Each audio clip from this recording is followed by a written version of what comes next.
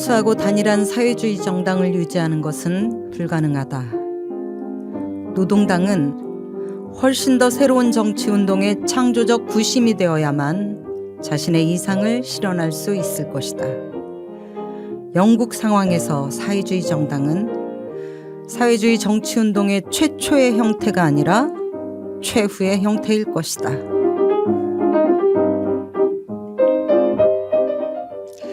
초기 영국 노동당의 당수였던 램지 맥도날드의 말입니다. 한마디로 새로운 정치운동을 위한 조건, 즉 의석으로 대표되는 권력이 생기고서야 이념도 이야기할 수 있다는 이야기죠. 이런 고민은 단지 120년 전의 영국 노동당의 문제만은 아닐 것입니다. 오늘 우리 진보정당이 새로운 전망을 세우는데도 이 문제는 여전히 우리의 가장 큰 고민일 수밖에 없을 것입니다. 그리고 그 답은 이 두 가지 조건이 겹쳐지는 경계선 어딘가에 있을 것입니다. 영국 노동당의 역사를 통해 그 지점을 찾아가 보려고 합니다.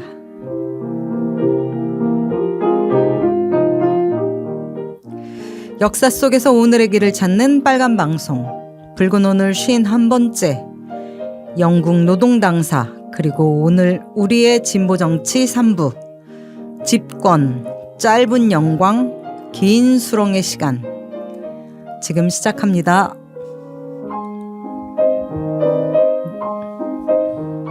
네.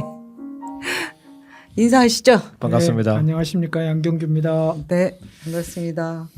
아이고, 그냥 오늘 프롤로그 제목이 이게 뭐예요? 실제 그렇습니다. 영국 노동당 얘기가 아니라 우리나라 진보정당의 현실을 얘기하는 것 같아가지고 아주. 아니 그래도 짧은 영광이라도 한번 해보고 싶습니다. 우리에게도 영광은 있었어요. 왜 이러세요? 그렇죠. 집권 못했지만 그래도 영광은 그럼요. 있었죠. 네. 아이고 참, 그동안에 저희가 이제 그 지난 방송 이후로 지난주에 지방선거가 있었죠. 네. 지방선거 이야기를 저희가 안 하고 갈 수는 없을 것 같아요. 네. 뜨거웠던 선거였고 아직도 그 후폭풍이 지금 계속되고 있는 중이잖아요.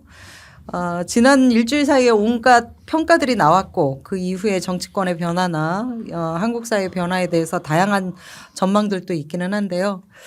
물론 이제 진보 정치에 대한 고민이 깊은 분들이 향후의 전망들을 내놓고 있기도 하고 그렇지만 현 시점에서 그래도 우리가 좀 뭔가 그런 얘기를 좀 하고 가는 것도 필요할 것 같아서요. 한마디 하시죠. 나경채 국장님 가장 고생을 많이 하셨을 것 같은데. 지방선거 얘기를 꼭 해야 되나요? 패스할까요? 그런 생각이 들 정도로 네.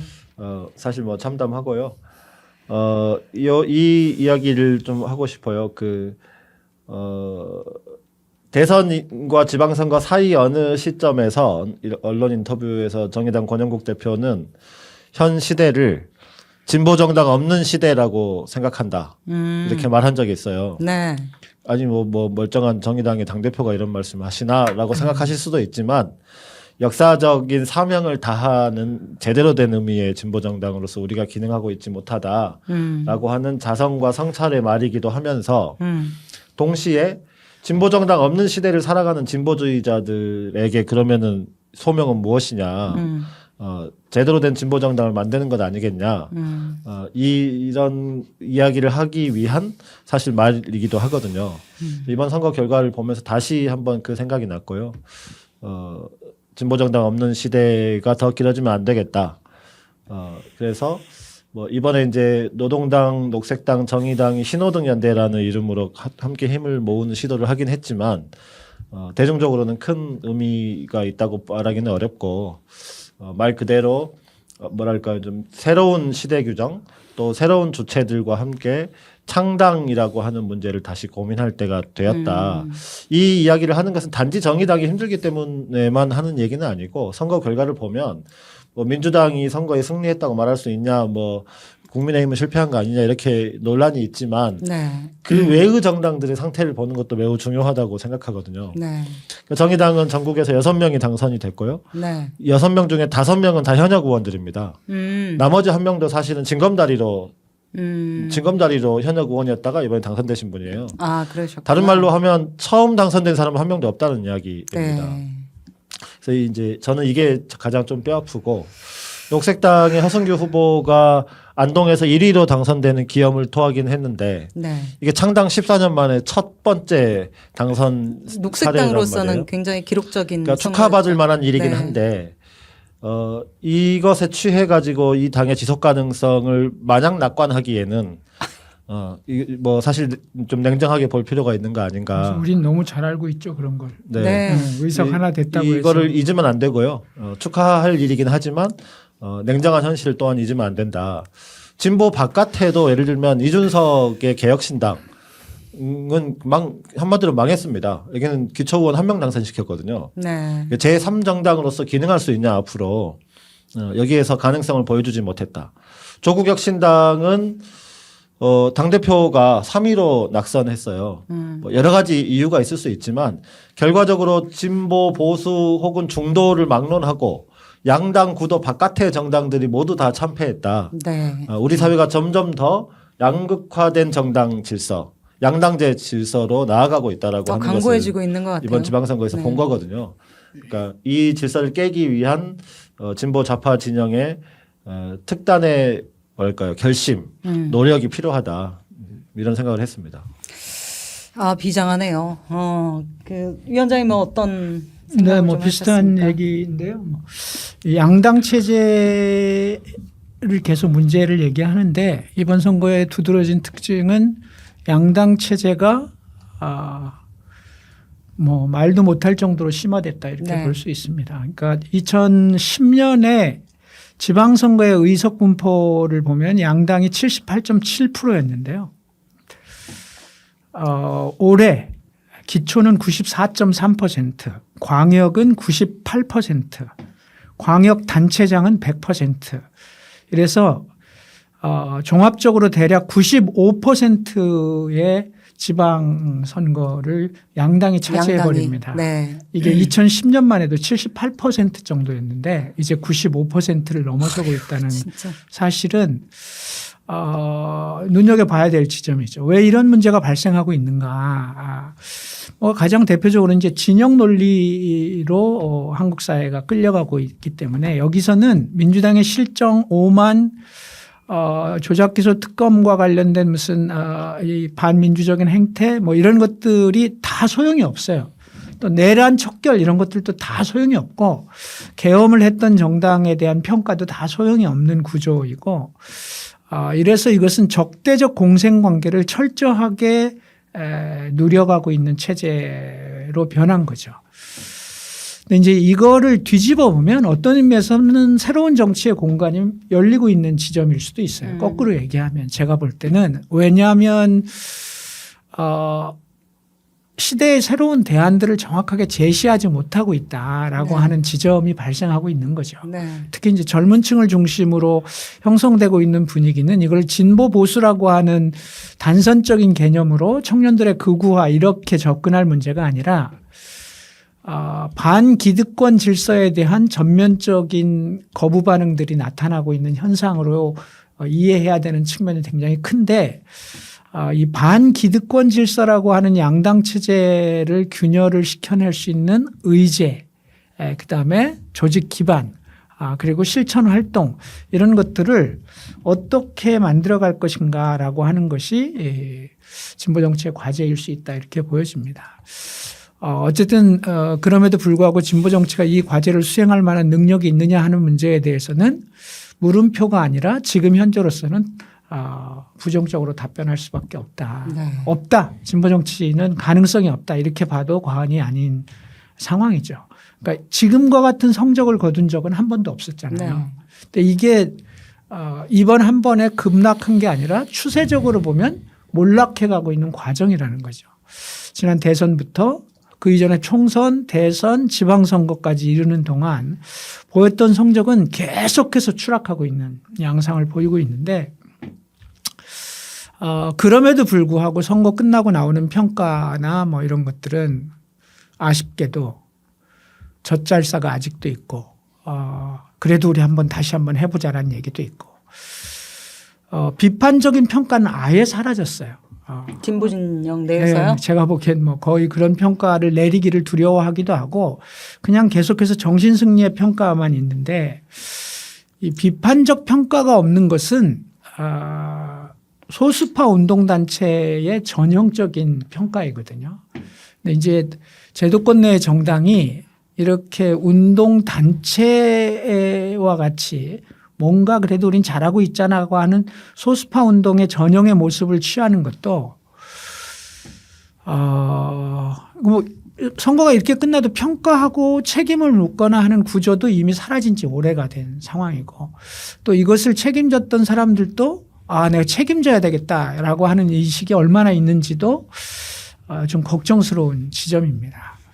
그런 측면에서 저는 좀 더 과감하고도 분명한 평가들이 나오는 것이 이후 진보 정치의 새로운 전망을 위한 첫걸음이 되지 않을까. 그저 그런 평가로 넘어가지 않는 것이 출발이 될 거다라는 생각을 하게 됩니다. 네. 뭐 처음부터 어쨌든 좀 어두운 얘기를 하고 시작하긴 하는데 뭐 어쩌겠어요. 현실이 그런 걸. 여기 더군다나 정의당 기획실장님 계신데 엄청 노력하셨는데 고생하셨습니다. 그래도 우리가 열심히 하면 또 전망이 있지 않겠습니까? 뭐 이렇게 얘기를 해드려야 되는데 미안합니다. 아니 뭐 저한테 변할 일은 아니고요. 아니 이게 이제 그 신호등 선본이라고 해가지고 이제 노랑, 녹색, 그 빨강 이렇게 해서 노동당, 녹색당, 정의당이 같이 선본을 꾸리기도 하고 또 선거 연대를 하기도 했잖아요. 그런 시너지를 전혀 내지 못했던 것은 그것은 이 세 당의 역량 자체가 현실 정치를 뛰어넘기에는 너무나 지금 미약한 것 아닌가 이런 생각이 하나가 들었고 저는 이제 이번 선거 보면서 저도 소회를 말씀을 드리자면 최근에 선거 들어가기 전부터 AI, 주식시장, 부동산 이 굉장히 뜨거운 핫 이슈였거든요. 네. 저는 이런 어떤 이 국민들의 삶과 관심이 굉장히 드글드글 끓고 있는 이번 선거에서 과연 이런 아젠다에 대한 방향성을 제시하거나 또는 어떤 새로운 규율과 이런 사회상을 제시하는 이런 논의들이 과연 나온 게 있나 그런 생각에서 사실은 이제 부동산으로 국힘이나 이제 민주당에서 냈던 각각의 해법들에 대해서 뭐 공급이냐 아니냐 뭐 이런 얘기들 하는 거였는데 이게 과연 국민들의 삶에 어떤 영향을 주고 있고 이게 어떻게 우리 사회를 끌고 갈 것인지에 대한 좀 큰 얘기를 하는 정치 세력이 전혀 없었던 것 아닌가 이런 생각이 저는 좀 들었고 그래서 과연 진보 정치라고 하는 게 뭐가 진보라는 거냐. 우리가 과거의 이념과 가치를 가지고 만들었던 그 정치 세력으로서 진보라고 하는 이름을 과연 걸맞게 가질 수 있는 거냐. 지금 시기에서의 진보라고 하는 것은 무엇이어야 하고 어떤 내용을 담아야 하나 하는 것에 대한 고민이 좀 되게 개인적으로는 많이 좀 들었다는 거죠. 어찌 보면 세상의 변화나 어떤 그런 국민들의 삶과 밀접하게 가는 돈의 흐름에 대해서 거의 관심이 없는 것 아닌가 이런 생각이 들어서 사실 그런 현실적인 아젠다들에 대한 좀 진보적 해석, 대안 그리고 그림을 그려가는 것 또한 선거에서 굉장히 중요한 것 아니었나 좀 동떨어져 있다는 생각이 좀 들어서 좀 어떤 현실감을 갖는 현실 정치 세력으로서의 어떤 새로운 모습을 가져가는 데 있어서도 그런 지점들을 좀 한 번 더 새겨봤으면 좋겠다는 생각이 좀 들었습니다. 네. 그냥 할 얘기는 되게 많으시겠지만 사실 지금 저기 송파에서 재선거 얘기하고 있는 세력들에 대한 얘기도 해야 될 텐데 그거는 다른 데서 많이 하니까요. 이 정도 할까요? 네. 더 하실 얘기 있으시면 진행하면서도 적정하게 하시지요. 자, 그러면 이 정도 하고 저희 방송 한 4부에서는 이제 그 영국 노동당 마무리하면서 한국의 정치 전반에 대한 진보 정치의 미래에 대해서도 한번 짚어볼 때니까요. 오늘은 이 정도 하고 네. 방송으로 넘어가도록 하겠습니다.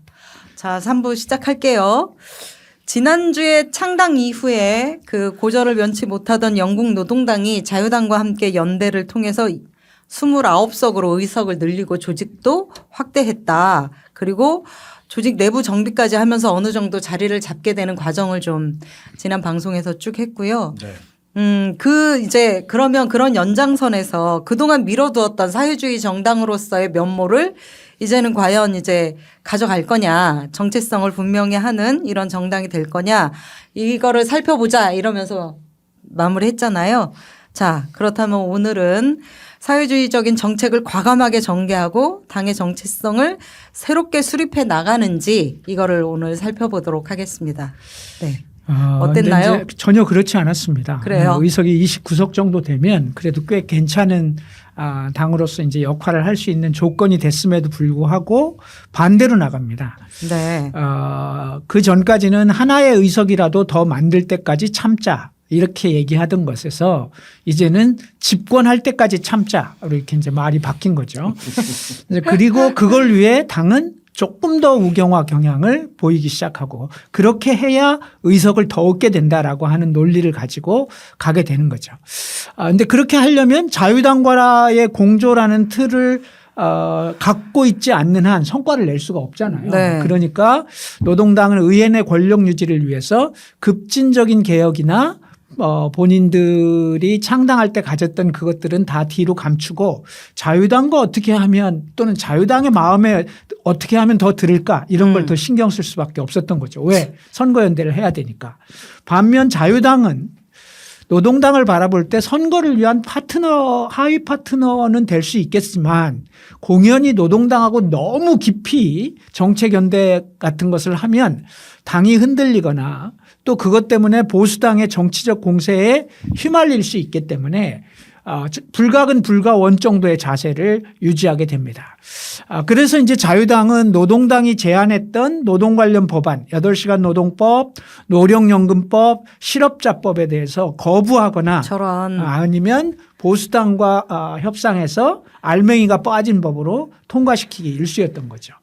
그럼에도 불구하고 이쯤 되면 노동당도 너네 이런 식으로 하면 곤란해 이렇게 나와야 되는데 노동당 지도부는 자유당 정부에 대해 강력하게 저항하거나 비판하지 못하고 자유당 정부와 협력 없이 노동당의 의회주의 노선은 성과를 거둘 수 없기 때문에 이렇게 주춤주춤 할 수밖에 없었습니다.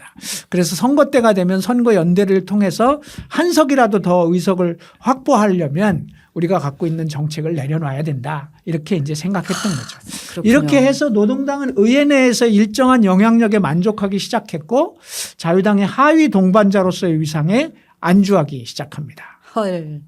아니 이거 저희 지금 이번 지방선거에서도 저희 그 위성정당으로 참여했었던 많은 정당들의 모습 아닌가요? 거의 똑같죠. 네, 지금 뭐 진보정당이라고 하면서도 사실 민주당의 하위 파트너이고 민주당의 어떤 법에 대해서도 막 반대하거나 정면으로 이렇게 대응하는 이런 데 없잖아요. 그러니까 그런 정당 지금 화면 나오잖아요. 이재명과 함께 민생개혁 새빙선. 네. 자, 저게 기본소득당의 슬로건이었어요. 조국혁신당은 뭐라고 써 있어? 민주당은 좋겠다. 조국혁신당에 있어서. 이건 진짜 너무하다. 아니 어쨌든 이재문 정부의 개혁을 우리가 앞장서서 하겠다. 다른 정당인데 이거는 좀 너무 남사스럽지 않아요? 그러니까 위에 얘기했던 노동당, 영국 노동당의 스탠스하고 똑같은 거죠. 네, 안타까운 일이네요. 네, 하여튼 우리도 지금 그렇게 되고 있는데 우리는 그렇다 치고 지금 영국 노동당 얘기였으니까 이런 전략이 전부였던 영국 노동당이 과연 이런 전략으로 어떻게 집권까지 하게 된다는 거냐? 네, 궁금하지 않을 수가 없네요. 네, 뭐 물론 당연히 그럴 수는 없고요. 노동당에 대한 비판이 점차 높아질 수밖에 없겠죠. 그 비판이 높아집니다. 대중적인 불만도 높아지고 또 당 안에도 여전히 작지만 사회주의의 원칙을 지키려고 하는 세력이 있잖아요. 그 세력으로부터도 비판이 터져나오기 시작했습니다. 그러니까 이런 식으로 계속하면 자유당과의 차별성도 전혀 드러나지 않고 자유당의 하위 파트너로 계속 남을 수밖에 없고 또 장기적으로 노동자 당으로서의 당명이 노동당인데 그러니까. 노동자 정당으로서의 정체성도 가질 수 없다라고 하는 취지의 비판이 당연히 분출이 되고요. 그럼에도 불구하고 당시 지도부는 그때까지 유지하던 노선을 고집스럽게 유지합니다. 당시 당대표가 램지 맥도날드였는데요. 노동 문제에 거리를 두면서 개혁적이고 중간적인 유권자들을 어떻게 하면 포괄할 수 있을 것이냐, 이 고민에 빠져서 그 방향으로만 계속 나가려고 변화를 거부하고 있는 상황이었죠.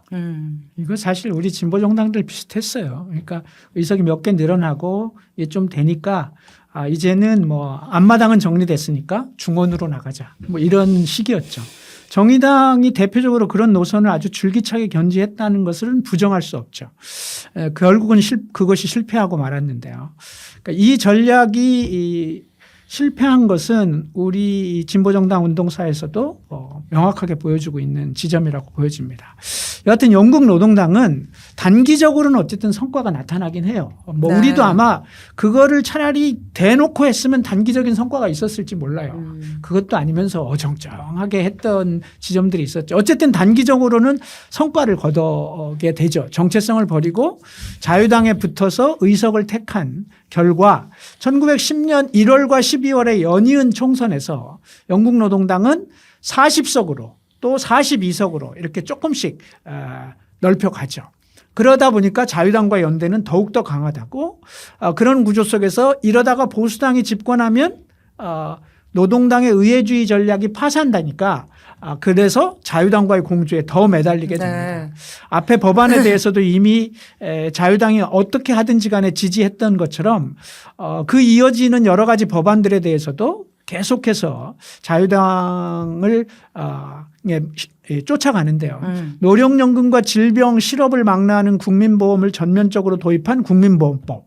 이게 최종 순간 알맹이가 빠져서 수정안으로 통과될 때 자유당을 따라가 버립니다. 또 광부노조의 요구를 무시한 탄광법이 제정될 때 또 최저임금을 규정한 산업부법이 폐지될 때 노동당은 그저 자유당의 뜻대로만 따라가게 됩니다. 저런. 그러니까 또 대표적인 게 1909년 노동조합 기금의 정치자금 전용을 전면 금지함으로써 당에 치명적인 타격을 가했던 오스본 판결, 이 판결을 원상회복시키려고 했던 노동조합법 또한 자유당이 대폭 후퇴시키자 그거를 노동당이 찬성하면서 통과시켜 줍니다. 자유당하고 관계를 거스르면 안 되니까. 이런 일련의 과정을 거치더니 급기야 당수 맥도날드는 자유당과의 연립정부 구성을 입에 올리기 시작합니다. 차라리 자유당과 같이 내각을 꾸리자 이렇게 하면서 이제 아예 그렇게까지 나가게 되는 거죠. 당내 반발 때문에 무산되긴 했지만 당 지도부는 뭐라고 해야 될까요? 콩밭에만 마음이 가 있었습니다. 아니 근데 이런 식인데도 집권을 했다는 게 좀 이해는 안 되고 예를 들면 자유당에 빌붙어서 의석을 늘리는 것에만 골몰하고 있는 건데 이게 이런 식으로 집권이 가능하지 않을 텐데 어떻게 집권했는지 물론 이제 외생 변수가 더 크게 작용했다고 하니까 그 얘기를 좀 더 들어봐야 될 것 같은데요. 어쨌든 당이 이 정도면 사실은 노동운동의 반발이 굉장히 컸을 것 같거든요. 그렇죠. 왜냐하면 각종 온갖 법안들이, 이상한 법안들을 그렇게 만들었는데 어쨌든 노동 현안 해결에 이제 의석이 많아지면 현안 해결에도 도움이 될 거라고 기대를 노동조합들도 했을 텐데 이 정도의 노동 입법을 제대로 지켜내지도 못하고 그건 불만이 하지도 많죠. 못하는 이런 불만이 되게 컸을 것 같은데요. 어떤 상황이었을까요? 당연히 노동자들은 노동당이 노동자를 대변하지 못하는 상황에 대해서 네. 기대를 접고 노동자들의 직접 투쟁으로 문제를 해결하려고 나섭니다. 1910년대 초반에 1차 대전 초반부터 1차 대전이 발발하는 1914년까지 한 약 5년 정도 영국 노동운동은 투쟁을 통한 현안 해결에 집중을 하게 되는데요. 이 5년 동안 노조원이 연평균 15% 정도 증가했다고 그래요.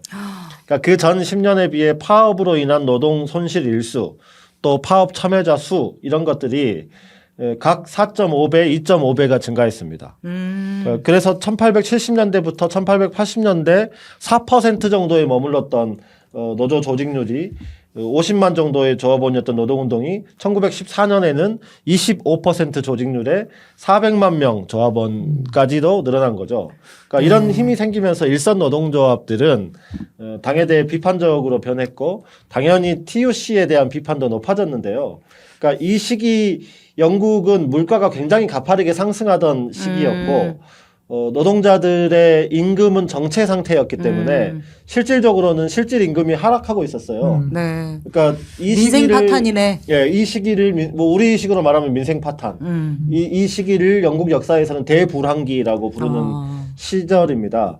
그러니까 영국 노동자 계급은 이때 생디칼리즘을 발전시켜요. 그래서 노동자들의 노동조합이 주도하는 총파업으로 세상을 변혁할 수 있다. 이제 이런 경향이 커집니다. 어쨌든 이런 경향이 커지면서 노동당에 대한 기대는 비판이 높아지고 기대는 그렇지. 낮아지는 거죠. 네. 어쨌든 현장이 지금 막 성장하고 있는 그렇죠. 거잖아요. 네. 노동자들에 대한 어떤 노동당에 대한 부정적인 태도, 이거는 노동당으로서도 굉장히 치명적일 것이고, 이쯤 되면 당도 정신을 차리고 노동자 정당으로서의 자기 정체성을 좀 되찾기 위한 어떤 고민을 해야 하지 않을까요? 그럼에도 불구하고 노선 수정을 하지 않습니다. 1910년부터 14년까지 있었던 노동자 대투쟁의 시기, 당은 오히려 이 투쟁에 대해 거리를 둡니다. 그리고 한 발 더 나가서 노동당은 국가와 사회의 안정을 부르짖으면서 파업에 대해서 부정적인 언사를 주저하지 않고 쏟아냅니다. 노동당이? 예. 네. 여긴 이제 노동당의 지도부뿐만 아니라 당내 좌파를 자임했던 독립노동당 사람들도 그렇게 똑같이 올라타서 비판하게 됩니다. 이것은 오랜 기간 지속된 당의 의회주의적 경향이 알게 모르게 독립노동당에 깊이 침륜됐다라고 볼 수밖에 없었던 거죠. 독립노동당의 최고 지도자였던 케어 하디 같은 사람도 파업을 지지하는 발언을 일견하면서도 의회를 중심에 놓지 않는 노동자 투쟁을 비판하게 됩니다. 이렇게 얘기를 해요. 화면에 나오고 있는데요. 의회 활동은 혁명적인 반면에 직접 투쟁은 완화제일 뿐이다. 자유당과 보수당에 대항하는 총파업할 수도 있다고 본다. 그러나 노동자들의 파업은 성공해봐야 아무것도 해결하지 못한다. 손실 없이 성과를 거둘 수 있는 투쟁, 그것은 노동당을 통한 의회 투쟁이다. 이렇게 얘기를 하게 되죠. 세상에나. 아니, 의회투쟁도 진짜 필요하잖아요. 필요할 수 있지만 이거는 완전히 대중투쟁의 무용론이나 마찬가지라고 그렇죠. 볼 수 있을 텐데요. 그나마 좌파적 관점을 가졌던 케어 하디라는 사람도 이렇게까지 얘기를 했다니 노동당 분위기가 어땠는지 좀 그렇죠. 짐작이 되네요. 네. 이 당시 분위기를 이제 케어 하디의 저 말로 알 수 있었고요. 그 노동당의 위기는 노동운동의 이반만이 문제는 아니었습니다. 그러니까 당내의 갈등 또한 점점 뭐 커질 수밖에 네. 없었고요. 자유당의 하수인이 된 노동당에서 나가버리자, 탈당하자, 이런 탈퇴 운동이 일어나고요. 또 한편에서는 그래도 한번 잘 고쳐서 써보자, 정풍 운동도 일어납니다. 독립노동당 안에 좌파 그룹이 이탈해서 창당 1년 후에 탈당했던 사회민주연맹과 결합해서 영국 사회당을 창당한 그룹도 있습니다. 그러니까 이렇게 되니까 이제 노동계급 전체를 대표하는 유일한 진보 정당이라고 하는 위상마저도 노동당이 잃게 되는 것이죠. 위협받게 네. 되는 거죠. 이렇게 되니까 노동당은 이제 자유당의 약간 왼쪽에 있으면서 자족을 하든지 아니면 자유당과 아예 그냥 아싸리 통합을 하든지 이런 걸 선택해야 되는 상황이 아니냐 이렇게까지 가버렸고요. 노동자 기반이 허물어져 가던 노동당은 1914년 1차 대전이 발발하던 그때쯤이 되면 노동조합원 당원 비율도 1903년 창당 초기보다 오히려 밑돌기 시작합니다. 그렇군요. 그래도 당 지도부는 고집스럽게 노선을 밀고 갑니다. 굉장히 일관된 일관다. 지금은 개량을 통한 진지 구축의 시기이며 자유당과의 공조는 보수당의 집권을 막기 위해 불가피하다 이렇게 얘기를 하게 됩니다. 어디서 많이 듣던 얘기죠. 네. 선거 때가 되면 자유당에게 양보하기 위해 당 중앙의 결정으로 노동당 후보를 사퇴시키고 자유당의 꽁무니만을 쫓아가는 행태를 반복하게 됩니다. 이거 요즘 선거 때 저희도 많이 보지 않습니까? 네. 그리고 파업 투쟁에 대해서는 자제를 호소하고 그래서 리버풀 부두 파업, 더블린 운수 파업 이런 것에 공권력이 투입했을 때 노동당이 침묵합니다. 야, 노동당 진짜 심했네요. 그러니까 이런 노동당의 행태를 위클리 디스패치라는 신문이 이렇게 꼬집게 되는데요. 노동당은 화면에 나오고 있는데 거리의 연단에서는 그 독자성을 씩씩하게 주장하지만 정작 의회에서는 잘 훈련된 푸들처럼 고분고분하다. 정부가 공무원 임금을 체불했을 때 노동당은 내각 불신임안을 제출했다가 슬그머니 철회했다. 자유당 정부가 무너질까 봐 두려워진 맥도날드는 자신이 제출한 동의안조차 반대한다. 이런 행동을 보며 진보적 입장을 가진 노동자들은 의회의 노동당 신사 양반들이 노동자들을 속이고 있다고 의심하고 있다라고 하는 게 이렇게 신문이 정말 적나라하게 당시의 분위기를 꼬집은. 이제 언론도 막 대놓고 조롱하고 있네요. 이게 20세기 초의 신문 기사인데 여기 이제 푸들이라는 표현이 나오잖아요. 그러니까. 저 이제 이 기사를 보면서 그 2006년에 G8 회의에서 부시가 토니 블레어 영국 수상에게 요 블레어 이렇게 부르거든요. 어이 블레어 이렇게 부른 거예요. 그러니까 이거를 보고 당시에 가디언 같은 영국의 그때 나온 게 신문들이 부시의 푸들이다라고 표현했거든요. 이 푸들이라고 하는 표현이 영국 정치에서 굉장히 어떤 모욕적인 전통인 모양이에요. 그 생각을 좀 했습니다. 네. 그러니까 어쨌든 노동당은 투쟁을 자제하고 의회를 활용하면서 법과 질서를 존중해야 노동 문제가 해결될 수 있다. 이렇게 일관되게 주장을 하는 거고요. 참 일관되긴 하네. 그러니까 창당 때와 다르게 계속 일관되게 주장을 하는 거고 결과적으로 노동당은 자본주의 체제를 공격하기보다는 체제의 옹호자 구실을 톡톡히 하고 있었던 겁니다. 그러니까 이런 당 지도부의 독주는 TUC의 직종별 노동조합 지도부가 여전히 영국 노동당의 우회주의 전략에 대해 지지하고 있을 거다라고 굳게 믿고 있기 때문에 가능했는데요. 정말 눈 하나 깜빡하지 않고 기존 전략을 계속 밀고 간 거죠. 비판에도 불구하고. 네. 아니 진짜 이거 괜찮을까? 이렇게 계속 가도 괜찮을까 싶은데요. 왜냐하면 이제 당내 갈등이나 노동운동과의 어떤 역동적인 투쟁이 계속 되고 있는데 이게 계속 이렇게 가면 당의 존재를 위협할 것 같은 생각도 그렇죠. 들거든요. 예. 기존의 노선과 활동 방식만으로는 노동계급을 대변하는 유일한 정당이다 이렇게 얘기할 수는 없기 때문에 이 그렇죠. 이상이 어쨌든 뭔가 중대한 결단을 내려야만 하는 상황이 오지 않았나. 이렇게 계속 가면 추락할 것 같아요. 근데요. 여기서 이제 그동안 심재옥 진행자가 궁금했던 답이 나옵니다. 네. 이렇게 위기에 처해 있던 당이 뜻밖의 길이 열리면서 문제를 해결하게 됩니다. 그건 네. 바로 네. 1914년에 터진 1차 세계대전이었습니다. 아 이런. 그러니까 전쟁은 모든 걸 삼켜버리잖아요. 네. 당의 이념을 둘러싼 갈등도 당의 분단 가능성도 급진적인 노동의 운동의 흐름도 전쟁은 그 안에다가 모두 쓸어 담아버리게 되는 거죠. 노동당으로서는 바로 이 전쟁을 통해서 뜻밖에도 당의 위기를 극복하고 당내 갈등을 잠재우는 절호의 기회가 아이고, 생겨난 그랬군요. 겁니다. 단순하게 위기를 극복하는 수준이 아니라 사실 이 전쟁을 통해서 일대 도약을 이루게 됩니다. 네. 1914년의 영국 노동당과 전쟁이 끝난 1918년의 영국 노동당은 정말 천양지차가 되거든요. 그렇군요. 그러니까 뭔가 이게 주체 역량으로 뭔가를 극복하고 전환을 바꾸는 이런 게 아니라 외생 변수가 컸다고 했던 게 바로 이 1차 세계대전인 그렇습니다. 거군요. 네. 네. 아니 저희랑 너무 비슷하다 이러면서 당내 갈등이나 노선 투쟁이나 뭐 이 민주노동당의 몰락과 비슷해야 이게 앞뒤가 맞는데 말이야. 어떻게 이런 전쟁으로 이게 영국 노동당을 살려줄 생각이 감히 생각이나 있겠습니까? 그러게 말입니다. 어쨌든 이 모든 것을 쓸어 담아버린 전쟁이 일어난 거고요. 뭐 이제 노동당이 전쟁 때문에 이렇게 됐다고 해서 노동당 입장에서 전쟁이 아주 쉬운 어떤 그렇죠. 그런 뭐 일이 그건 아니고. 그건 네. 아니죠. 당연히 어려움도 있었는데요. 1차 대전이 시작되고 노동당에게 가장 현안으로 다가온 문제는 전쟁에 참여하는 문제를 어떻게 정치적 그렇지. 입장을 그렇죠. 정할 것이냐. 네. 진보정당이라면 그러니까. 네, 이 문제였죠. 당연히 논쟁이 됐겠죠. 그간의 행보로만 보자면 노동당의 애국주의 관점에서 정부의 전쟁 수행에 대해서 협조했던 것은 너무나 당연한 일입니다.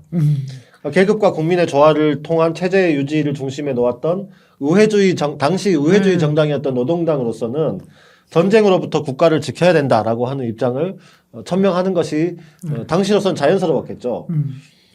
당은 전쟁 지지를 공식 의결기구인 전당대회와 전국 집행위원회를 통해서 결정을 하고 당대표를 맥도날드에서 아더 핸더슨이라는 사람으로 교체를 하고요. 허버트 헨리의 에스키스가 이끄는 자유당 정부의 전시 열린 내각에 참여합니다. 연정 파트너가 된 거예요. 이제. 예. 이제 의석수가 조금 늘었던 정당이었는데 이제 연정 집권의 파트너가 된 거죠. 그러니까 전쟁 덕에 영국 노동당이 소수당이었지만 국정을 책임지는 역할을 내각에 들어가요. 처음 받게 된 것이죠. 네. 그러니까 이렇게 노동당의 위상이 전쟁 때문에 높아졌다. 일단은 그렇군요. 네, 이렇게 아니, 말할 수 있습니다. 근데 이게 전쟁과 사회주의 정당, 좌파 정당은 전쟁을 어떻게 봐야 되나? 이거를 지난번에 그 저희가 붉은 오늘 22번째 로자 룩셈부르크 에피소드 할 때요. 그때 이제 한참 얘기가 됐었거든요. 그러니까 사회주의 정당들, 유럽에 있는 한당하던 사회주의 정당들도 모두 다 전쟁을 지지하는 당론을 결정해서 그렇죠. 저희가 다 깜짝 놀랐잖아요. 네. 그랬던 상황인데 영국 노동당이야 뭐. 당연하죠. 당연히 지지했겠다. 이렇게 쉽기는 해요. 네. 근데 이제 그래도 이제 유럽에서는 레닌이라든가 로자 룩셈부르크나 이런 사람들도 엄청 그 전쟁에 네. 대한 비판적인 얘기를 하고 반대하고 막 스파르타쿠스도 반전 운동하고 막 이랬잖아요. 그렇죠. 네.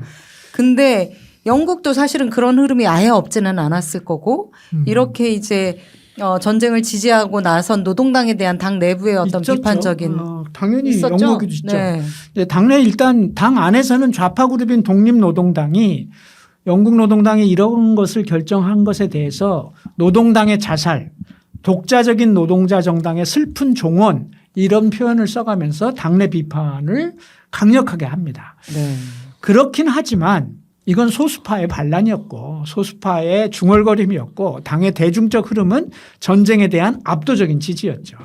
TUC 또한 전쟁 수행을 위해서 일체의 통상적 노조 활동을 포기할 것을 선언하면서 전쟁을 지지합니다. TUC는 당의 핵심적인 대중적 기반이었잖아요. 왜 그랬냐? TUC는 정부로부터는 노동자들을 위한 입법을 약속받고 야 이거 해줄 테니까 노동자들 전선으로 내보내자 이렇게 이제 서로 이렇게 이해하는 거죠. 그 대가로 징집과 군수물자 생산 등 전쟁에 대해서 적극적으로 협력하기로 하고 대신에 노동 입법을 약속받고 이렇게 하면서 TUC도 전쟁 찬성에 적극적으로 나서게 되는 거죠. 이런 일련의 흐름 속에서 전쟁 직전까지 아까 얘기했잖아요. 1910년부터 14년까지 노동운동이 급진적으로 일어났다고. 그 흐름도 완전히 꺾이게 되게 되는 거죠. 급진적인 흐름이 꺾이면서 동시에 노동운동이 전쟁 기간 동안 조직률이 늘어났습니다. 그거는 정부가 봐주니까. 이 노동조합의 효능감을 노동자들이 이때만큼 여실히 느낀 적이 없는 거예요. 그렇죠. 정부가 노동조합에게 이제 눈치를 보는 겁니다. 그러니까 이 전시 물자 부족과 배급 체제, 영국도 배급 체제였거든요. 그러니까 이런 조건 때문에 고용은 일자리를 원하는 사람은 일자리를 찾을 수 있을 만큼 안정고용 상태였고요. 임금 격차가 축소되었습니다. 노동자들 입장에서는 전시에 나가는 사람은 생명의 위협을 받지만 후방에서 노동자로서 일하는 사람들의 대우는 높아진 거예요. 그러니까 총연합단체인 TUC는 노동력을 무기로 삼아서 국가 권력과 거의 대등한 정도의 위상을 갖고 협상을 하게 되는 위상이 이르는 거죠. 그러다 보니까 노동당과 TUC는 전쟁 기간 동안에 더욱 더 힘이 세지면서 동시에 우경화됩니다. 네. 반전 입장을 가졌던 독립노동당은 이런 분위기에 눌려서 당내 입지가 더 축소될 수밖에 없었고요. 그러니까 지금까지 독립노동당이 뭔가 입지를 높이는 계기가 하나도 우리 붉은 오늘 방송에 나오지 않았어요. 네, 맞아요. 이때도 더 이제 입지가 축소됐고요. 여기다가 1917년 노동당 전당대회에서 집행위원 선출 방식을 당대회 일괄 투표 방식으로 바꿔버립니다. 당원 전체 투표로 바꿔. 네, 당원의 절대 다수가 전쟁을 찬성한 노조 조합원이었기 때문에 반전 운동을 한 독립노동당 구성원들은 누구도 집행위원으로 선출될 수 없었어요. 그러니까 당권에서도 완전히 이제 배제되기 시작한 거죠. 좌파의 입지가 말할 수 없이 네. 쪼그라들었네요. 영국은 전쟁 기간 중 병역 거부를 한 1191명을 재판에 넘겼다고 기록이 있는데 이 중 독립노동당 회원이 805명이었다고 합니다. 견결이 싸우긴 했다. 네. 그래도. 805명. 거의 90%네요. 네. 뭐 슬프면서도 대단하기도 하고 뭐 그렇죠. 네. 네. 그러니까 독립노동당의 반전 입장이 이 수치만 봐도 명확했다라고 하는 걸 알 수 있습니다. 그렇지만 그러니까 어쨌든 이게 이런 이제 저기 유럽에서 반전 회의가 계속 열리잖아요. 친머발트니 뭐 이런 이때 영국을 대표해서 참여한 게 독립노동당에 독립노동당. 참여하거든요. 이제 그 자리에 뭐 저기 레닌도 오고 뭐 볼셰비키도 오고 로자 룩셈부르크도 올 때 영국은 독립노동당이 참여했거든요. 그랬군요. 예. 뭐 어쨌든 이런 활동으로 독립노동당은 당내에서는 위상이 약해졌고요. 당은 더욱 우경화로 치닫게 됩니다. 그랬군요. 아니 근데 이제 이 전쟁이 당과 TUC의 그 노동조합의 위상을 높여주었다는 거는 뭐 그럴 만한데 근데 이게 전쟁이 길어지면 결국 전쟁은 노동자들의 생존권을 그렇죠. 위협하게 되고 이게 이제 길어지면 어쨌든 노동조합이 계속 전쟁 지지만을 할 수는 없을 거라고 그렇죠. 생각이 그렇죠. 되거든요. 그러니까 그 상층은 그렇다 치더라도 현장에 있는 노동자들이 계속 상층의 어떤 선동이라든가 이런 이끌어가는데 그냥 따라만 가지는 않았을 것 같아요. 당연하죠. 당연히 이제 불만이 생기기 시작하죠. 유럽의 나라들도 그랬어요. 처음에 노동조합들이 다 찬성했다가 중간에 이제 전쟁이 길어지면서 노동자의 불만이 생존권이 추락할 수밖에 없죠. 전쟁이 길어지면. 전쟁 초기에 전쟁 협조에 내몰리던 노동자들은 전쟁이 길어지면서 점점 어려운 상황이 됩니다. 그러자 전쟁 전에 있었던 급진적인 노동운동의 흐름이 다시 일어나기 시작합니다. 네. 곳곳에서 파업이 일어났고 반전 집회가 꼬리를 물고 일어납니다. 노동자들은 당과 TUC가 전쟁 지지를 지속하면서 노동자의 생존권을 등한시하고 있다는 것을 참을 수가 없었습니다. 여기에다가 전쟁 중에 발생한 러시아 혁명이 급진적인 노동운동의 확장에 영향을 미치게 됩니다. 네. 그러니까 반전 집회를 하고 혁명적 패배주의를 하고 그러면서 어쨌든 전쟁에서 철수시켰던 러시아 혁명이 1917년이잖아요. 그렇기 때문에 노동자들이 전쟁을 중단시키는 것을 보고 그러면서 노동자들의 정부를 만드는 것을 보고 급진적인 노동운동이 확장되기 시작합니다. 근데 독일이 패전으로 몰리기 시작하면서 이제 전쟁이 점점 끝나가기도 하고 그렇기 때문에 그런 속에서 그 급진적인 노동운동이 잠깐 반짝하긴 했지만 한계가 있을 수밖에 없었죠. 애국주의의 광풍에 굴복할 수밖에 없었습니다. 더군다나 아까도 얘기했지만 정부의 개량적이고 유화적인 조치를 통한 각종 노동입법 그리고 자본주의 체제를 대신해서 실시한 전시 배급 체제 이런 속에서 급진적인 노동운동의 입지는 그렇게 확장되기는 쉽지 않았던 거죠. 네. 네. 이제 전시에 이런 흐름이 이어지는 가운데 어쨌든 전쟁은 1918년도에 종료가 됩니다. 네. 그리고 이제 많은 변화가 영국에서도 일어나는데요. 노동당은 전쟁 전과 비교해서는 이제 무시할 수 없는 정치 세력이 되었습니다. 그러니까 뭐 의석수가 아까 계속 늘어나는 것을 보았는데 그것뿐만 아니라 이제 나라를 운영해본 경험까지 갖추게 된 거예요. 전시 내각을 통해서 국정에 참여했던 노동당과 전쟁이라는 특수한 환경에서 노동 조건을 개선하고 권력의 맛을 보았던 TUC, 직종별 노조 관료들 사이에서는 더욱 끈끈한 권력의 유대라고 하는 게 생긴 거죠. 그러니까 전쟁 중에 나타난 노동운동의 조직 강화가 되긴 했습니다만 이것은 고스란히 당의 대중적 기반의 강화로 이어졌고 또 조합원이 늘어나면서 당원이 늘어났기 때문에 재정 기반도 확대됐어요. 여기다가 1918년도에 이제 전쟁이 끝난 이후에 이 전쟁의 뭐랄까요 이 성과를 일부 국민들에게 나눠줍니다. 그게 영국에서는 18년도에 21세 이상 남자, 30세 이상의 여성에게 선거법 개정을 통해서 투표권을 주기 시작한 거죠. 왜 여자한테 30세야? 그러게 말입니다. 어쨌든 기존보다는 늘어났어요. 근데 다 대부분 인구 구성으로 봤을 때 노동 계급에 속한 사람들일 거 아니에요. 네. 이 이제 정치적 변화가 그랬다면 사회 체제나 경제적 체제에도 변화가 생깁니다. 이제 전쟁 중에 아까 말씀드렸지만 정부 주도의 가격 결정, 산업에 대한 합법적인 증발, 생산에 대한 통제, 전시 배급 체제, 그리고 기간 산업에 대한 국가의 직접 경영, 국유화, 공유화 이런 것들은 전후에 그대로 이어집니다.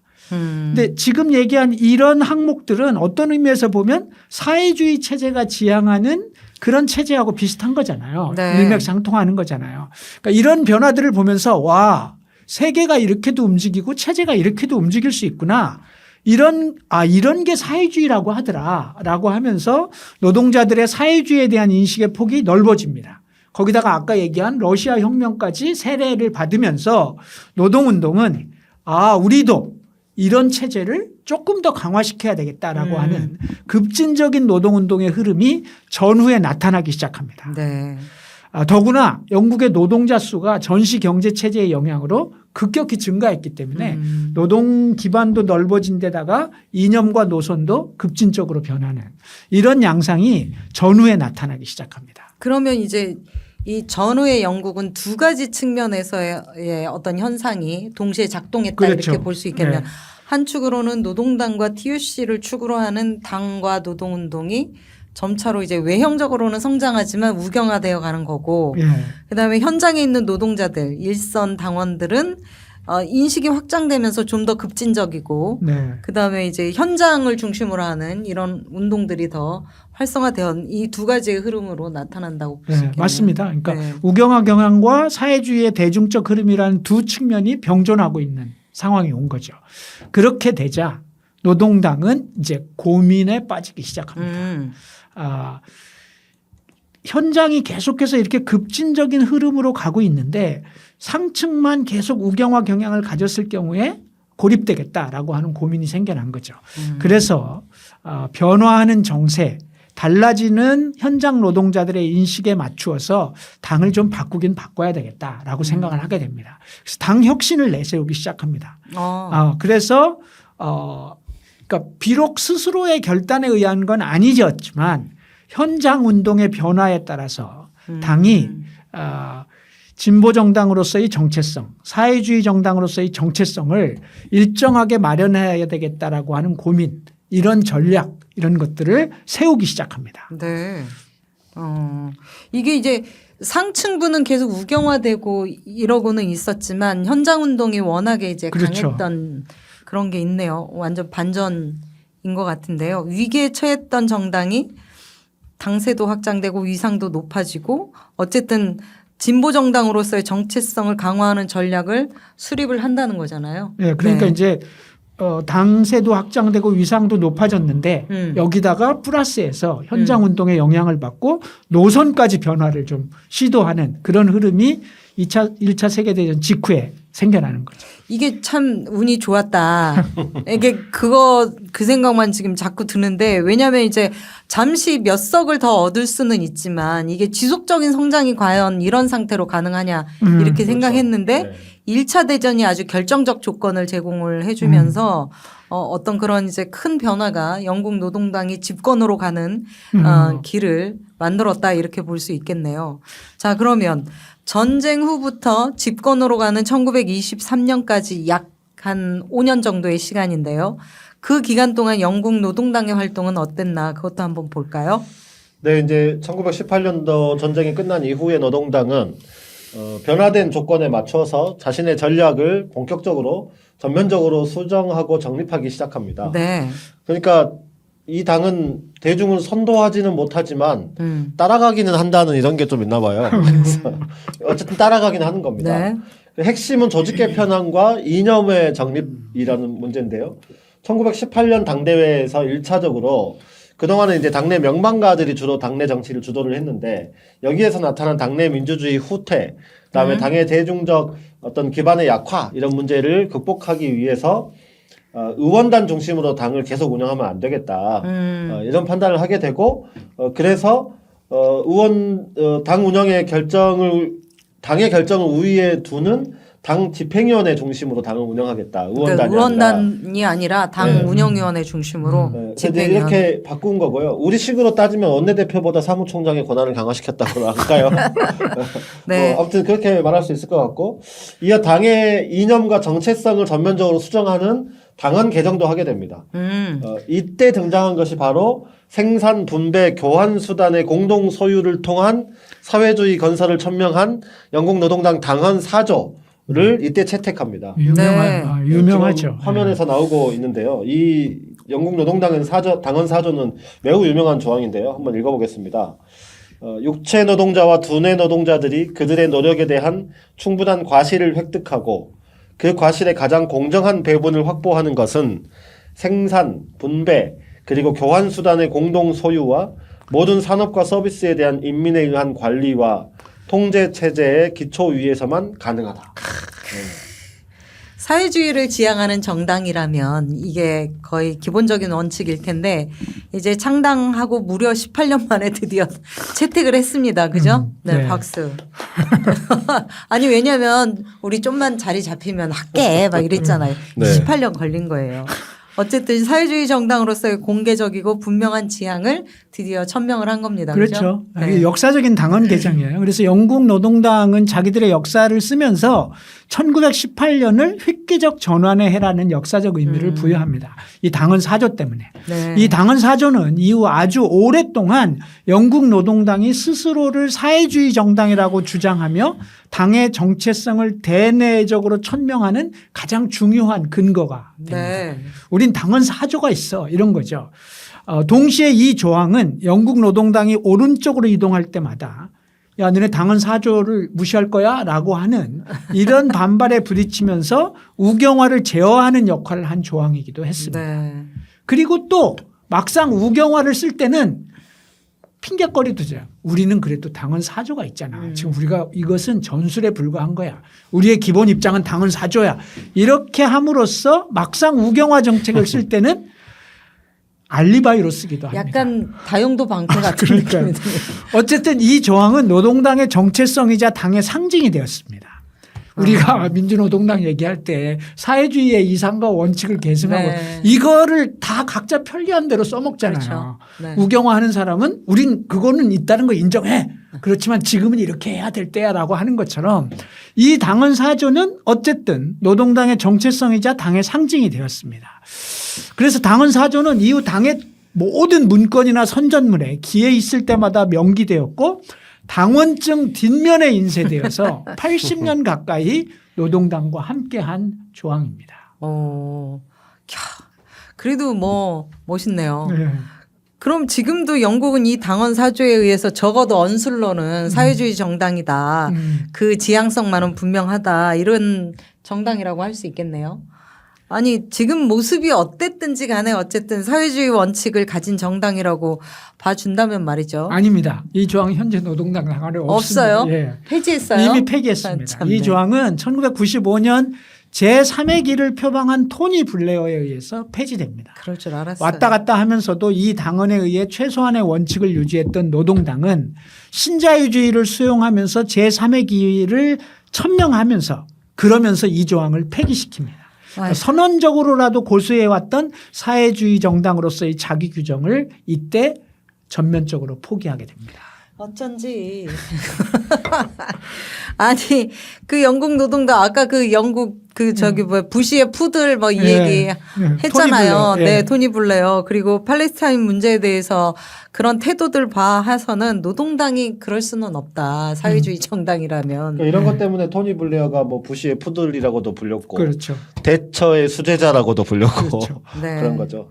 어쨌든 당헌 4조의 폐기로 그런 흐름은 당연하게 가질 수밖에 없었던 거고 어쨌든 이게 이제 그 당헌에 들어간 것은 그 당시로서 보면 획기적인 어떤 전환으로 그렇죠. 평가를 당시로 할수 보면 있겠네요. 획기적인 거였죠. 네. 근데 이것도 이제 좀 비판적으로 보면 속내를 들여다보면 당이 정말로 전면적으로 전환하고 사회주의 정당으로 분명한 선언을 한 거냐라고 보기에는 노선의 전면적 변화라고 하는 측면의 방점이 찍히기보다는 정략적인 부분이 좀 컸던 거 아니냐 이런 평가들도 있습니다. 네. 그러니까 전후에 변화된 사회경제 체제에 편승하면서 한편으로는 당내의 세력 관계를 고려한 정치적 원술 또 한편으로는 현장을 어쨌든 좀 다독거리기 위한 정치적 원술이나 전략이었다. 이렇게 보는 평가들도 있습니다. 아, 그래요? 네. 아니, 그러니까 당헌이라고 하는 게 시대적 조건을 반영할 수도 있는 거고요. 그래서 또 바뀔 수도 있는 거잖아요.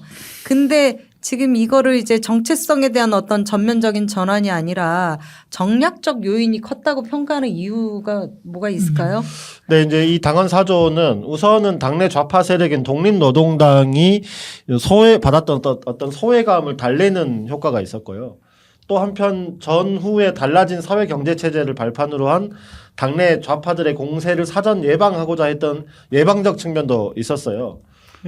또 당헌 4조에 규정된 생산 수단의 공동 소유 문제도 이미 이제 전쟁 기간 동안에 전시 경제 체제에서 국가가 그렇지. 기간 산업을 통제했던 그렇죠. 경험이 있었기 때문에 일반 대중들이 보기에는 그 전쟁 이전이라면 이게 되게 급진적으로 보였을지 모르겠지만 이거 한번 해봤던 거잖아. 그닥 생경하지 않다. 네, 그렇죠. 이거는 마치 코로나 때 우리나라도 정부가 그렇죠. 놀라운 일들을 막 했잖아요. 맞아요. 네. 네, 그 마스크가 부족하니까 뭐 갑자기 공급해주고. 따다다닥 이렇게 네. 공급이 나오고 그다음에 이런 생활비도 거, 지원해주고. 네, 예를 들면 나라가 교회의 예배를 규제할 수 있다는 생각을 못 한 적이 없거든요. 저조차도.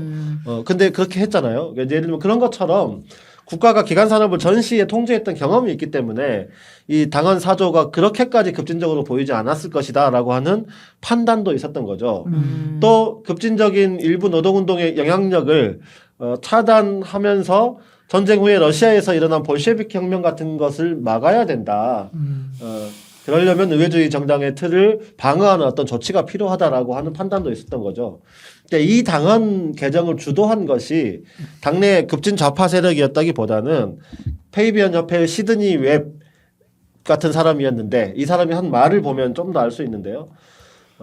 볼셰비즘을 막을 수 있는 최상의 안전장치는 불만을 대변하는 강력한 노동당이 의회에 존재하는 것이다. 이 나라에서 볼셰비키 혁명이 일어나기를 원한다면 노동당을 제거하거나 노동당이 불신당하게 만들면 된다. 그것이 가장 확실한 방법이다. 그러니까 우리 때문에 혁명이 안 일어난다. 지금 이 말을 하고 있는 거잖아요. 그런 거죠. 네. 노동당이 있으니까 혁명이 안 일어나는 거고 그 노동당은 이런 당헌 4조를 통해서 적당히 얼버무리고 있는 거다. 이렇게 이제 네. 주장하고 있는 거죠. 사회복지계에서 유명하신 분입니다. 네, 시드님의 맞아요. 예. 이분이 이렇게 얘기를 했다니 참 그렇군요. 진짜 이렇게 말했다면 실제 그런 정략적 측면이 분명히 있었다 이렇게 볼 수 있네요. 네. 진짜. 그리고 근데 어쨌든 당원 개정만이 아니라 정책의 변화도 많이 네, 있었던 네. 거니까. 당헌 개정에만 그치지 않고 당헌 개정과 함께 새로운 정책 강령을 채택합니다. 이 제목이 노동당과 신사의 질서라고 하는 정책 강령인데요. 이 강령은 영국 노동당이 최초로 채택한 장기 정책 프로그램이었습니다. 생산수단의 공공소유를 기초로 한 산업재편을 통해 사회적 부를 공평하게 분배한다라고 하는 것이 그 핵심이었습니다. 그래서 이제 그동안은 노동자의 현안 문제라고 하는 단기적인 해결 과제에 집중했던 반면에 이제 당이 사회주의적 정책, 사회 경제 전반에 대한 포괄적인 정책을 최초로 제시한 게 네. 노동당과 신사의 질서라는 정책 강령입니다. 그 내용 지금 화면에 나오고 있는데요. 네. 제1강령 국민 최저 한도의 생활을 보장한다는 것으로 주당 최대 48시간 노동 조건의 최저 기준, 최저임금제 등 완전 고용 정책을 시행한다. 이게 1강령이고요. 네. 2강령 산업의 민주적 통제 즉 국유화를 한다라고 한 게 2강령이고 3강령은 부자에게 더 많은 세금을 매기는 누진제로 사회복지 보조금 재원을 마련하겠다라고 하는 거고 오호. 4강령은 잉여의 부를 공공선에 사용하고 교육 문화 분야를 확장한다라고 하는 게 4강령입니다. 이게 이제 노동당이 장기 프로젝트로서 정확하게 자기들이 그리는 사회의 모습을 제시한 정책 강령입니다. 네. 아니 이런 강령을 채택했다는 거는 정말 큰 변화고요. 그동안의 노동당의 정책이나 활동을 비추어 봤을 때는 사실 그 과거와는 엄청난 차이가 있는 거잖아요. 네, 그런 면이 당연히 있습니다. 그렇지만 또 한편에서 이 노동당과 신사회 질서라고 하는 정책 강령도 구체적인 내용으로 들어가면 한계는 뚜렷했는데요. 일부 기간 산업의 국가 공공 소유를 언급하긴 했는데 민간 소유 기업이나 은행의 공공 소유에 대해서는 전혀 언급이 없었다고 하는 점이 그렇고요. 또 이 정책 강령은 전쟁 후에 변화된 사회 경제 체제에 기댄 내용일 뿐이지 근본적인 사회주의 지향과는 거리가 있다 이런 평가도 있습니다. 그래서 사회주의에 대한 지향이라기보다는 국가 주도의 자본주의에 가까웠다 이런 평가가 있는 거죠. 그래도 한계는 물론 있었을지 모르지만 노동당이 그동안의 활동에 대해서 평가하고 그 기반 위에서 어쨌든 달라진 정세 또는 달라진 대중들의 상태 이런 걸 보면서 자신들의 이게 노동당의 위상이 높아지고 했으니까 그 전략의 전환을 시도한 것은 꽤나 의미 있는 것 아닌가 이런 생각은 좀 들고 물론 이제 앞으로 그런 전환이 구체적으로 어떤 실천으로 나타나나 하는 거를 더 따져봐야 되겠지만 하여튼 그건 얘기를 네. 해 주실 거니까요. 이런 당의 변화, 이런 의미 있는 변화들에 대해서 TUC 노동운동은 어떤 입장이었는지 그 얘기도 좀 궁금하거든요. 네. 네. 조금 쉬었다가 하죠. 우리가 아, 오늘 그래요? 정신없이 하는데 오늘 전반부에 벌써 9시를 넘겼습니다. 그래서 그러네요. 지금 9시 1분인데요. 1시간이 딱 됐네요. 네, 네, 10분 알겠습니다. 정도 쉬고 그러면 하죠. TUC 입장은 쉬었다 와서 말씀하시는 걸로 하고요. 저희가 그러면 9시 9시 10분에 네. 뵙겠습니다.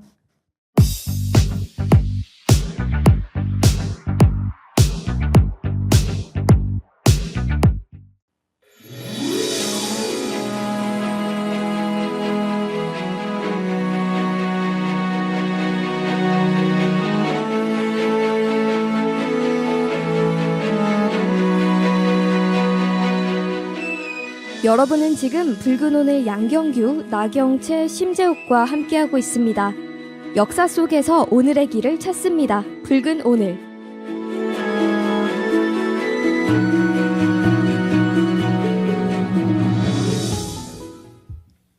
네. 자, 저희 돌아왔고요. 저희 쉬기 전에 당의 변화에 대해서 TUC는 어떤 입장이었냐 네. 이거 얘기했는데요. 자, 이어가 주시죠. 네, 이미 네. 살펴봤지만 영국 노동의 방향 전환은 그리고 전쟁 중에 나타난 영국 노동운동의 급진화가 영향을 주었다 이렇게 말할 수 있죠.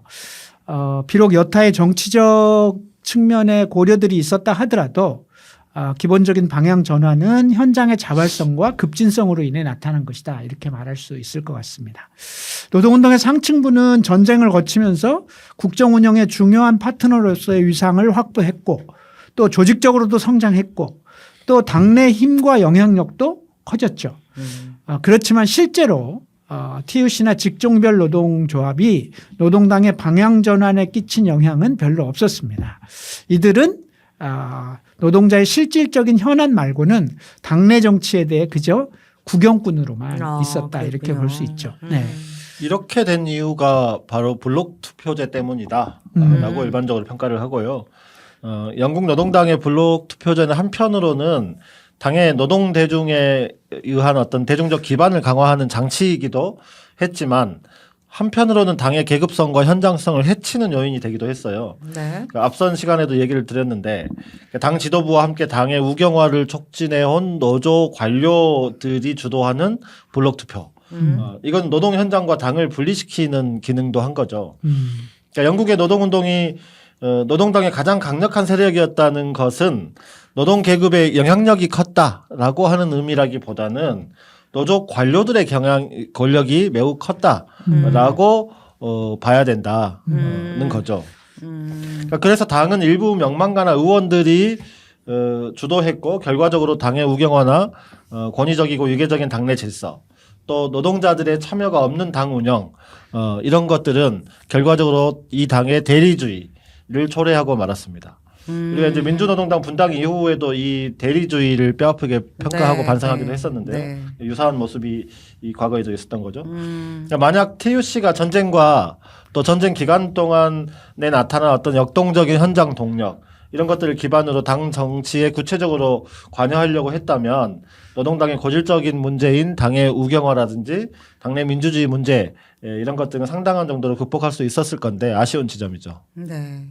아니 그 민주노동당하고 약간 뭐 아주 흡사하다고는 볼 수 없고 세부적으로는 좀 차이가 있기는 하지만 사실 제가 이제 그 민주노동당 한동안의 시기에 서울시의원이기도 했고 당 활동에 이제 주도적으로 관여하면서 사실 이 지점에 대해서도 그 노동조합의 역할을 굉장히 많이 강조했었는데 사실 노동조합도 당 활동에 그렇게 적극적으로 나서지 않으면서 거의 방치하다시피 했던 이런 상황이었었죠. 네. 그런 것하고 좀 유사한 것 같네요. 네. 사실 저도 반성이 되는 지점인데요. 당시에 저는 이제 연맹위원장이죠. 영국으로 따지면 직종별 노조의 위원장이었는데요.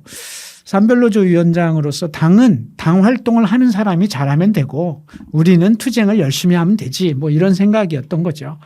당시 민주노총의 산별 지도부가 영국의 직종별 노동조합의 지도부처럼 아주 개량적인 인식을 갖고 있어서 그랬던 것은 아니지만 어쨌든 당 활동에 대해 적극적인 참여와 개입을 하지 않았던 것은 사실이었죠. 그래서 당 활동과 노동운동의 직접적인 결합도가 약해지면서 당의 진로와 방향이 당시 우리 운동의 주류로서 당운동에 주력했던 그룹, 뭐 소위 민족해방그룹이라고 일컬어지고 민주연합론을 기반으로 했던 그룹이 민주노동당을 주도하게 함으로써 진보정당으로의 정체성에 혼선을 빚게 한 측면이 있었던 거죠.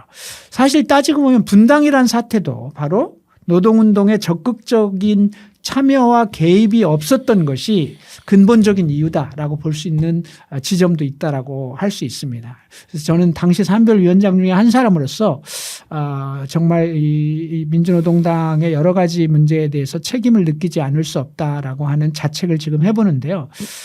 최근에는 어쨌든 이제 산별 중앙을 중심으로 진보정치 운동에 대한 관심이 높아지고 있는 것은 사실입니다만 지금은 거꾸로 현장 운동이 무너져 있는 조건이다 보니 상층의 참여만으로 우리의 진보 정치와 노동 정치를 확장시키는 게 지금은 또 거꾸로 한계가 되는 이런 지점들이 요즘 나타나고 있는 현상이다 이렇게 저는 보고 있습니다. 네. 우리 노동운동과 진보정당의 관계 네. 그리고 과거와 지금의 문제를 좀 핵심적으로 잘 짚어주신 것 같고요. 하여튼 우리는 그렇고 다시 영국 노동당 이야기로 좀 가보면요. 우리 얘기도 할 얘기가 참 많지만 네. 주제가 영국 노동당이니까 안으로는 이런저런 복잡한 속내들이 있었지만 표면적으로는 노동당이 영국 정치에 굉장히 중요한 세력으로 등장한 거잖아요. 네. 이후 당 활동은 어떻게 되나요? 네, 비약적으로 성장을 합니다. 네. 노동당은 1918년 12월 총선이 있었는데 이때 57석의 의석을 얻습니다. 그러니까 이 당시는 전쟁 직후기 때문에 애국주의 강풍이 여전히 남아 있을 때예요. 이 열풍을 뚫고 거둔 성적이기 때문에 적어도 이제 노동당이 영국 정치에서는 유력한 정치 세력이다라고 하는 것을 입증하게 됐고요. 창당 후 최대 의석이었는데 이때까지가 이 57석은 노동당에게 매우 큰 자신감을 주었습니다. 당헌 개정을 했잖아요. 네. 개정된 당헌과 강령을 통해서 현장 노동자들을 적극적으로 흡수하고 또 한편 자유당과의 선거 공조는 강화하면서 의석을 점점 더 실제로 늘려나갑니다. 그렇지만 노선의 변경은 언술 수준이었고 실제로는 사회주의적 정책 의제의 확대나 당의 민주적 운영보다는 계속해서 의석 확대에 주력합니다. 당헌 개정은 이것을 위한 발판에 불과했다 이렇게 볼 수 있는데 한마디로 말하면 당의 사회주의적 혹은 어떤 진보 정당으로서의 실천을 강령과 이 당헌을 만든 것으로 대체해 버린 것이죠. 네. 우리 이거 했지 않냐? 이제. 네, 뭔 얘기인지 진짜 너무 와닿네요. 당 지도부의 이런 개량적인 입장이 점점 계속 확대되는 그런 모양새네요. 어쨌든 이런 흐름 속에서 5년을 보내면서 1923년도에 집권에 이른 건가요? 얼핏 그렇게 보이기는 한데요. 그 과정이 그렇게 순탄하지는 않았습니다. 왜냐하면 전후에 이제 어쨌든 영국 노동운동이 급진화되고 있는데 이것이 당의 기본적인 공조로나 선거 연대를 통해서 또는 의회주의적 전략을 통해서 성장을 시켜야 되겠다는 이 전략에 걸림돌이 될까 부담이 될까 전전긍긍했던 거죠. 현장의 역동적인 운동을 통제해야 당의 의석을 증가시킬 수 있다고 보는 거죠. 당헌을 개정해서 일정하게 그걸 무마시키려고는 했습니다만 그렇다 하더라도 역동적인 운동이 계속 진행되고 있다면 그러면 당이 국민들에게 표를 조금 얻을까 봐 전전긍긍한 거죠. 아이고. 그래서 이 시기에 당은 여전히 철저하게 노동운동의 현장 운동과는 거리두기를 계속합니다. 그래요. 네. 좀 더 이제 구체적으로 얘기를 해보면 1920년경부터 영국의 노동자들은 어쨌든 전쟁 중에 거둔 운동의 조직적 성과가 있고 또 전쟁 후에 사회 체제가 바뀔 것이다라고 하는 어떤 큰 희망이 있는 거고요. 네.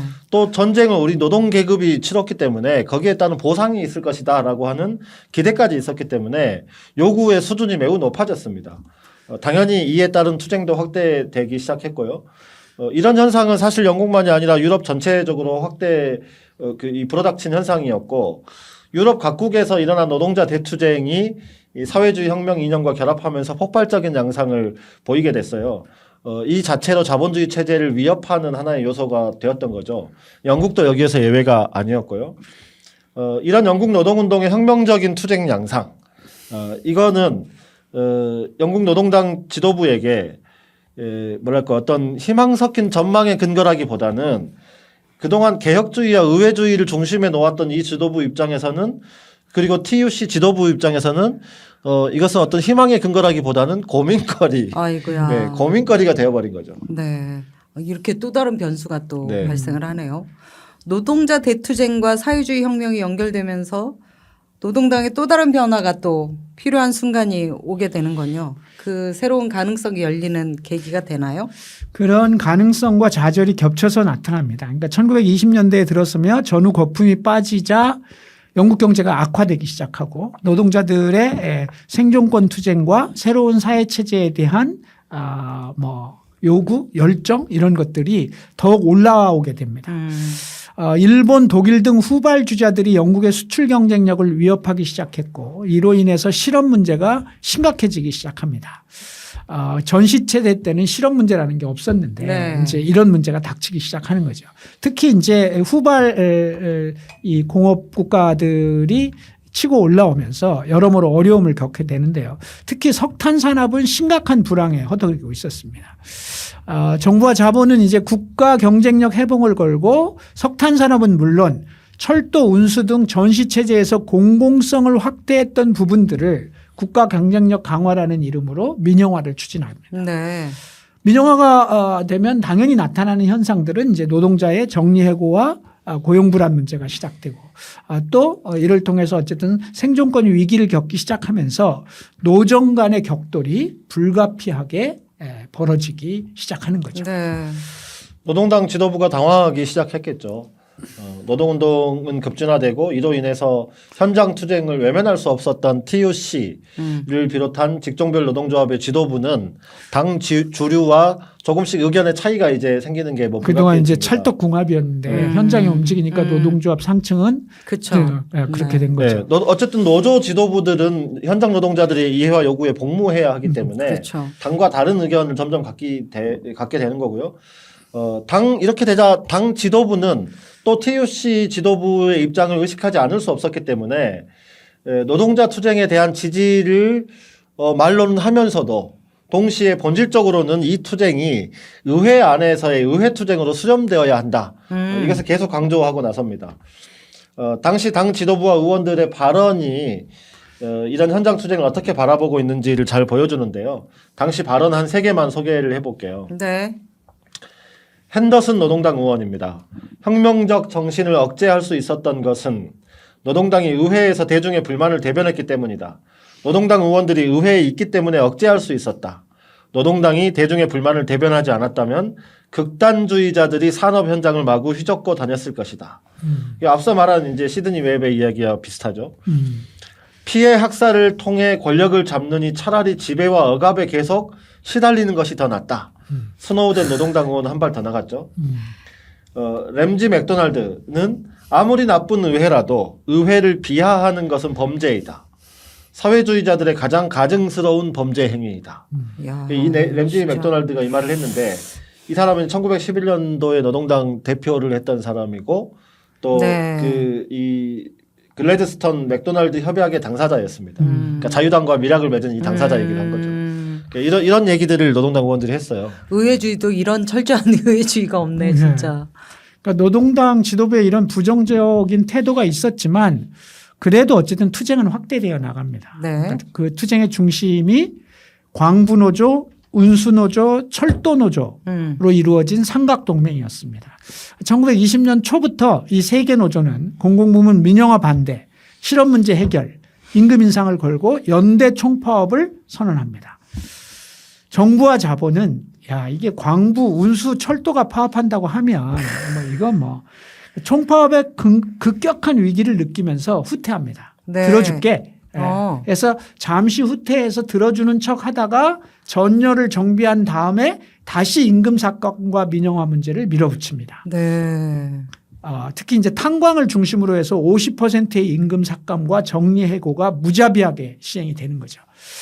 그래서 광부노조를 비롯한 삼각동맹, 아까 얘기한 광부, 운수, 철도 이 삼각동맹이 그래 다시 붙어 그럼. 그래서 다시 가동이 되고 마침내 총파업을 하기로 결의하고 맨 먼저 광부노조가 1921년 4월 1일 우리가 먼저 들어갈게.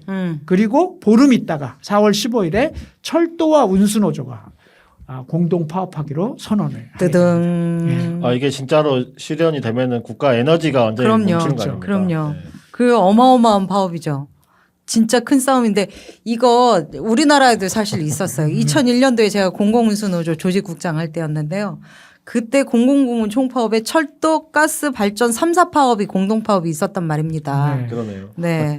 근데 이제 결국 철도하고 가스가 들어가기로 했는데 안 들어갔잖아요. 네. 발전만 막 한 48일, 그렇죠. 45일 네 그렇게 파업했다가 결국 깨졌는데요. 근데 위원장님 그때 제가 연맹위원장이었죠. 네. 네. 참네. 갑자기 생각나네. 하여튼 제가 여기 가스노조 때문에 서울시의원에 출마했습니다. 네. 네. 그렇습니다. 자, 그렇고요. 영국의 삼각동맹은 어땠는지 네. 계속 이 얘기 우리의 들을까요? 삼각동맹은 제대로 네. 되질 못했는데요. 그러니까. 그렇게 말씀하시니까 시작도 결과도 너무나 비슷합니다. 저로서도 참 아픈 기억인데요. 삼각동맹과 정부와의 한판 싸움, 건곤일척의 전면전이 이제 피할 수 없는 것처럼 보였는데요. 당시 수상이었던 자유당의 로이드 조지가 나중에 이런 얘기를 합니다.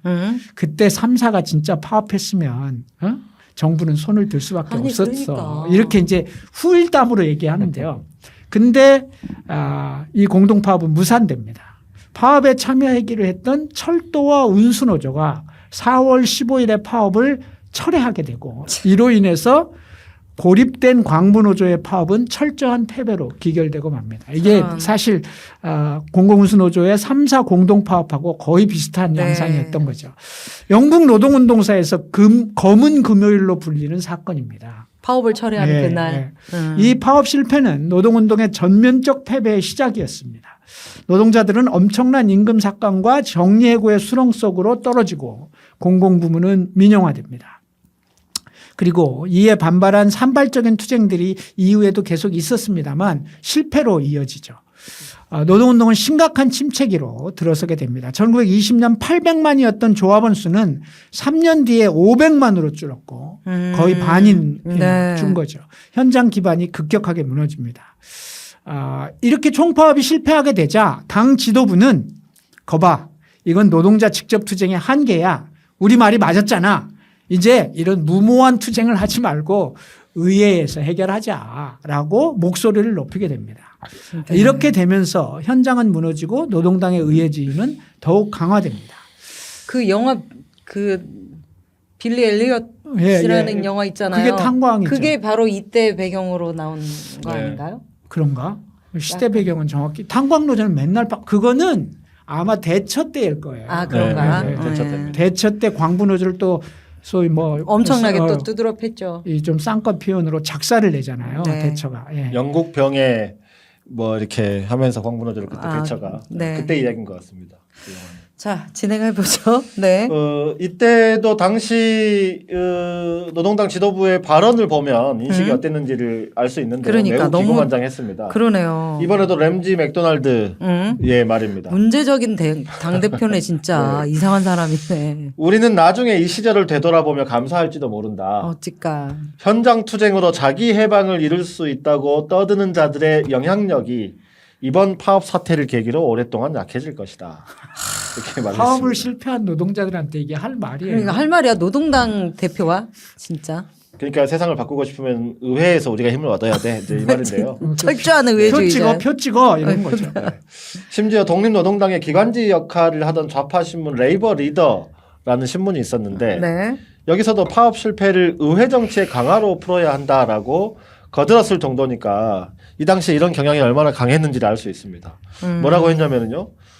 입법부라는 자본의 요새를 공략하는 방식을 택하면 파업할 때와 같이 끼니를 거르는 나이가 없을 것이고 혼란에 빠지거나 굶어 죽을 두려움에 시달리지 않아도 될 것이다. 모욕이나 부상, 배신을 당하고 환상이 깨질 때마다 사람들은 투표소에서 보복할 수 있다. 네. 이런 정도였습니다. 노동자 투쟁을 어떻게 보는지 진짜 네. 투쟁하는 현장 노동자들의 요구에 전전긍긍하다가 노정 대결에서 정부가 승리하자 오히려 이를 기회로 해가지고 말이야 현장 투쟁을 의회 안으로 수렴하겠다는 발언들을 아주 그냥 다 쏟아내는군요. 그렇죠? 하기야 당이 계급 정당 또는 진보 정당으로서 전혀 다른 사회에 대한 전망을 갖고 있지 않다면 노동자 투쟁에 대해서 어정쩡한 태도를 취할 수밖에 없고 결국 이런 태도를 보일 수밖에 없다. 이런 거죠. 거를 보여주네요. 네. 보수 정당이나 자본이 오히려 노동당을 살려준 꼴이다. 이렇게 볼 수 있네요. 그렇죠. 사실 그동안 노동당 행보에 가장 큰 영향을 미쳤던 게 노동운동이잖아요. 네. 노동운동이 급진화되고 변혁적인 투쟁의 양상으로 나가면 당은 진보정당 혹은 사회주의 정당으로서의 가치를 존중하는 모습을 보이고 네. 노동운동이 침체되고 개량적으로 흐르면 같이 더 우경화되는 이런 양상을 보였잖아요. 그래서 당 지도부는 늘 노동운동의 계급성과 변혁성을 통제하려고 네. 했던 거죠. 자기들의 전략과 맞지 않으니까. 그런데 직접 투쟁을 통한 현안 해결이라는 한바탕의 급진적 노동운동이 실패로 끝나자 노동당은 노동운동을 당의 의회주의에 종속시키는 계기로 삼아버린 겁니다. 그리고 공교롭게도 이어진 선거에서 당은 괄목할 만한 성과를 거둡니다. 봐라. 너네가 망하니까 우리가 이기는 거 아니냐. 그러자 노동운동은 더 개량화되고 당은 더 우경화됩니다. 네. 그러니까 이제 노동당 의원들의 아까 계속 소개했던 이런 네, 망언들처럼 투표소에서 복수를 네, 해라. 하게 하는 거죠, 사람들이. 네. 네, 괄목할 만한 선거 승리를 이뤘는데요. 진짜 공교롭다. 정말. 1922년 12월 총선 때 노동당은 마침내 142석을 얻었습니다. 네. 이제는 자유당을 제쳐버리고 원내 2당의 지위에 올라서게 된 거죠. 보수당 다음에 노동당이 된 거죠. 그러니까 당은 이런 성과를 등에 업고 그동안 자신들이 걸어왔던 기본 노선, 즉 자본주의 체제를 인정하는 개혁적인 정당이라고 하는 이 기본 노선을 충실하게 수행해 갑니다. 아니 노동자들의 대중투쟁을 그렇게 폄하하고 했는데 노동자들이 엄청 실망했을 텐데 어떻게 이렇게 의석이 늘었을까요? 다른 대안이 노동자들에게 없었다고 봐야 되겠죠. 아 그러니까, 그럼에도 불구하고 노동당밖에 노동운동의 없었어. 그러니까 직접 투쟁의 실패에 따른 어쩔 수 없는 최소한의 자기 보전은 해야 되는 거 아니냐. 노동당에게 투표라도 해야 되는 것 아니냐. 이제 이런 좀 대안 부재론 같은 게 당시에 있었던 것 같고요. 이런 예는 사실 우리 진보 정치와 보수 양당의 관계에서도 조직 노동자들의 투표에서 많이 나타나는 양상이긴 하죠. 그렇죠. 그러니까 이제 진보정당이 부진해지면 사실 뭐 거의 망하는 수준이 되면 민주당을 찍는 심리하고 비슷한 거죠. 현장 네. 노동자들이 따지고 보면. 네. 어쨌든 이렇게 되면 노동운동도 노동운동이지만 당내에서 입지가 굉장히 좁아졌던 그 당에 남아서 고군분투하는 그 좌파들 있잖아요. 네. 그 당내 좌파들의 입지도 더 좁아졌을 것 같아요. 뭐 당연하죠. 이제 이렇게 되니까 당 주류들은 당 내에서 좌파들의 영향력을 더 축소시키고 당 안에서 이제 까부는 세력들을 정리하겠다고 나가게 되는 거죠. 1918년에 당의 혁신 방안으로 추진했던 소위 당헌 4조와 함께 여러 가지 당의 혁신 방안으로 추진했던 당 집행위원회 중심의 당 운영 이걸 폐기해 버립니다. 다시 의원단과 당 지도부 특히 당수인 맥도날드 1인을 중심으로 한 당 운영 체계로 전환하기 시작합니다. 네.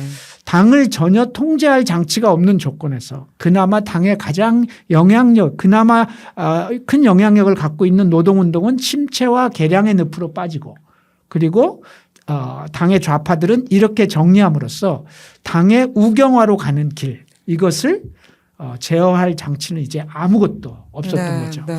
이렇게 당이 변신하면서 영국 노동당은 드디어 제1야당으로 부상한 지 1년 만에 정권을 잡게 됩니다. 네. 하여튼 우경화 전략이 의석수 확대로 이어졌다는 점을 뭐 부인할 수는 없으니까. 뭐 그런 측면이 있죠. 이게 네. 우경화 전략이 맞잖아 이렇게 얘기할 수도 있겠네요. 그들로서는. 진보 정당으로서의 정체성 후퇴가 선거에서 승리로 귀결되는 이 상황을 어떻게 봐야 됩니까 이게 도대체. 이제 이게 여기서 뭐 잘못된 교훈을 얻는다면 그렇게 말을 하는 그러니까. 사람이 있을지도 모르겠는데요. 이게 이제 우경화의 성과라기보다는 사실은 집권당이었던 보수당의 실정과 전략 미스가 결정적이었다 이런 견해가 훨씬 더 우세합니다.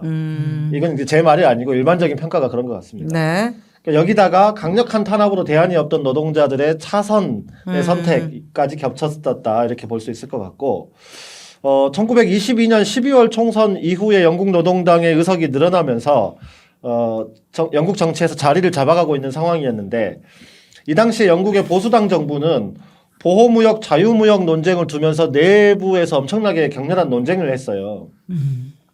그러자 보수당의 볼드윈 총리가 보호무역 정책에 대한 문제를 자신의 신임 여부와 결부시키면서 의회를 해산하고 총선을 실시하기로 한 겁니다. 내각제에서는 이런 걸 많이 하죠. 네, 나름 이제 이 승부수를 던진 거였는데 자기가 승리할 것이다라고 예상을 하고 그렇게 한 건데 23년 12월 총선에서 보수당이 의외로 참패를 해버린 건데요.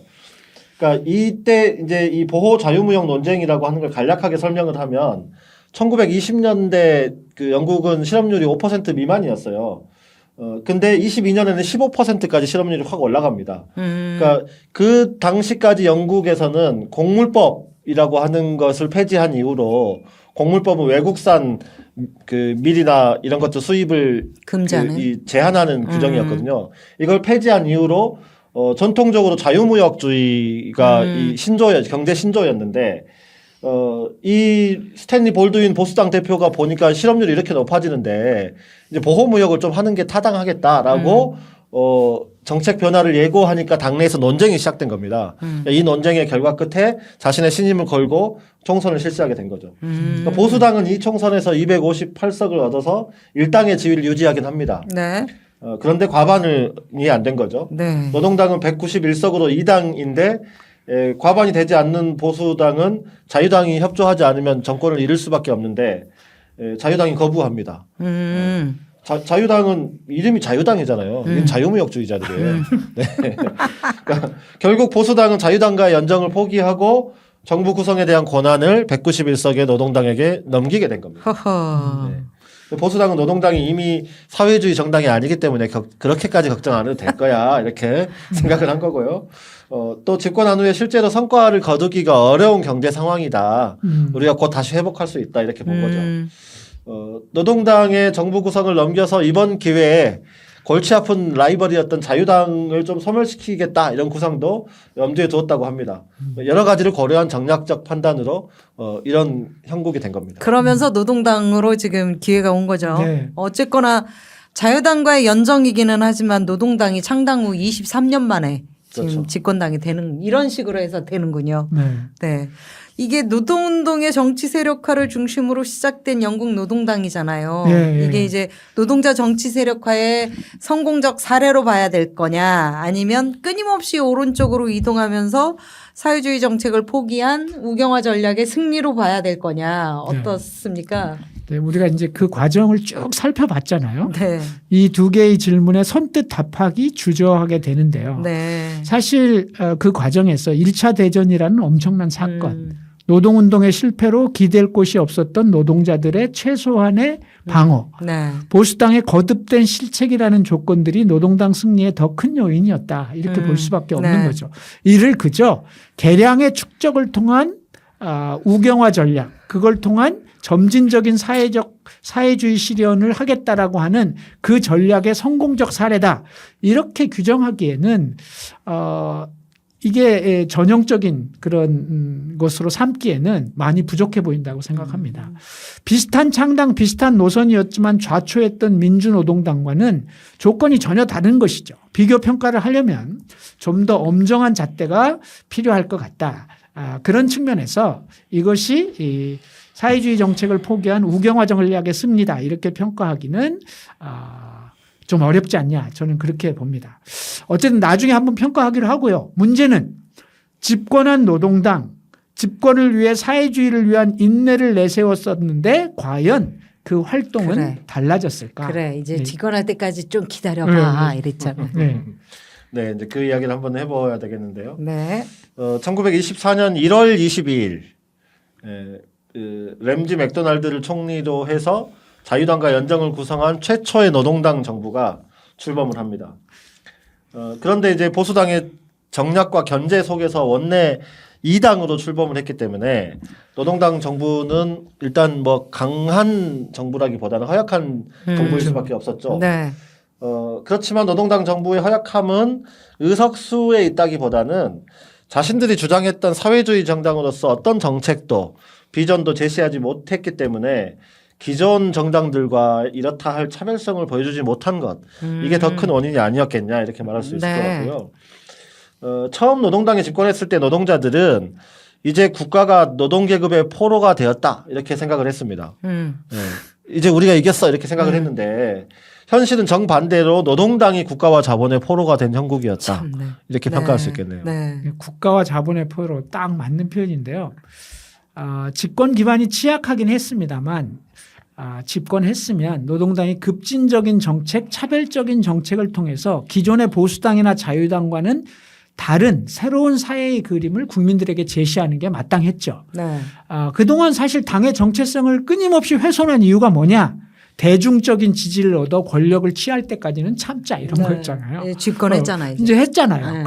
그러면 이제 과감한 정책을 펼쳤어야 하는데 그러지 못했습니다. 이미 이때쯤 되면 노동당은 권력을 얻기 위해 필요하다고 생각해서 쭉 걸어왔던 그 보수적인 행보가 그 자체로 이미 당의 정체성이 돼버린 거죠.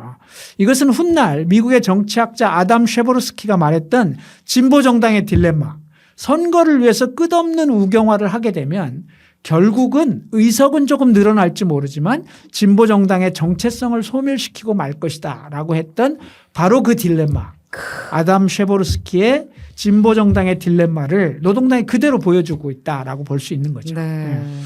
노동당은 선거 때부터 이제 1918년도에 자기들이 결의했던 생산수단의 공공 소유를 핵심으로 한 노동당과 신사회 질서를 뒷받침하는 이게 이제 그 정책 강령이었잖아요. 노동당과 신사회 질서가. 이거는 어쨌든 일종의 추상적인 강령이기 때문에 이걸 구체화하는 공약이 나와야 되는데 이거 뒷받침하는 어떤 공약도 내지 않았고 집권을 했어요. 그러면서 동시에 집권한 이후에 당내에서 가장 보수적인 인사들로 내각을 꽉꽉 채웁니다. 당연히 보수적인 정책으로 일관하게 되는 거죠. 당내 최대 세력인 TUC의 사회주의 정책에 대한 무관심과 당 운영에 대한 방치도 큰 이유였습니다. 거기다가 당내 좌파 독립노동당의 침체, 또 총리 맥도날드를 비롯한 명망가와 의원단이 독점하고 있는 의결구조 이런 것들도 원인이 되었습니다. 네. 이거 봐요. TUC가 무관심하니까 이러잖아요. 네. 네. 어쨌든 최초로 집권한 당이고 더구나 노동당이라는 진보 정당이면 뭐 뭔가 다르다 이런 게 좀 있어야 되잖아요.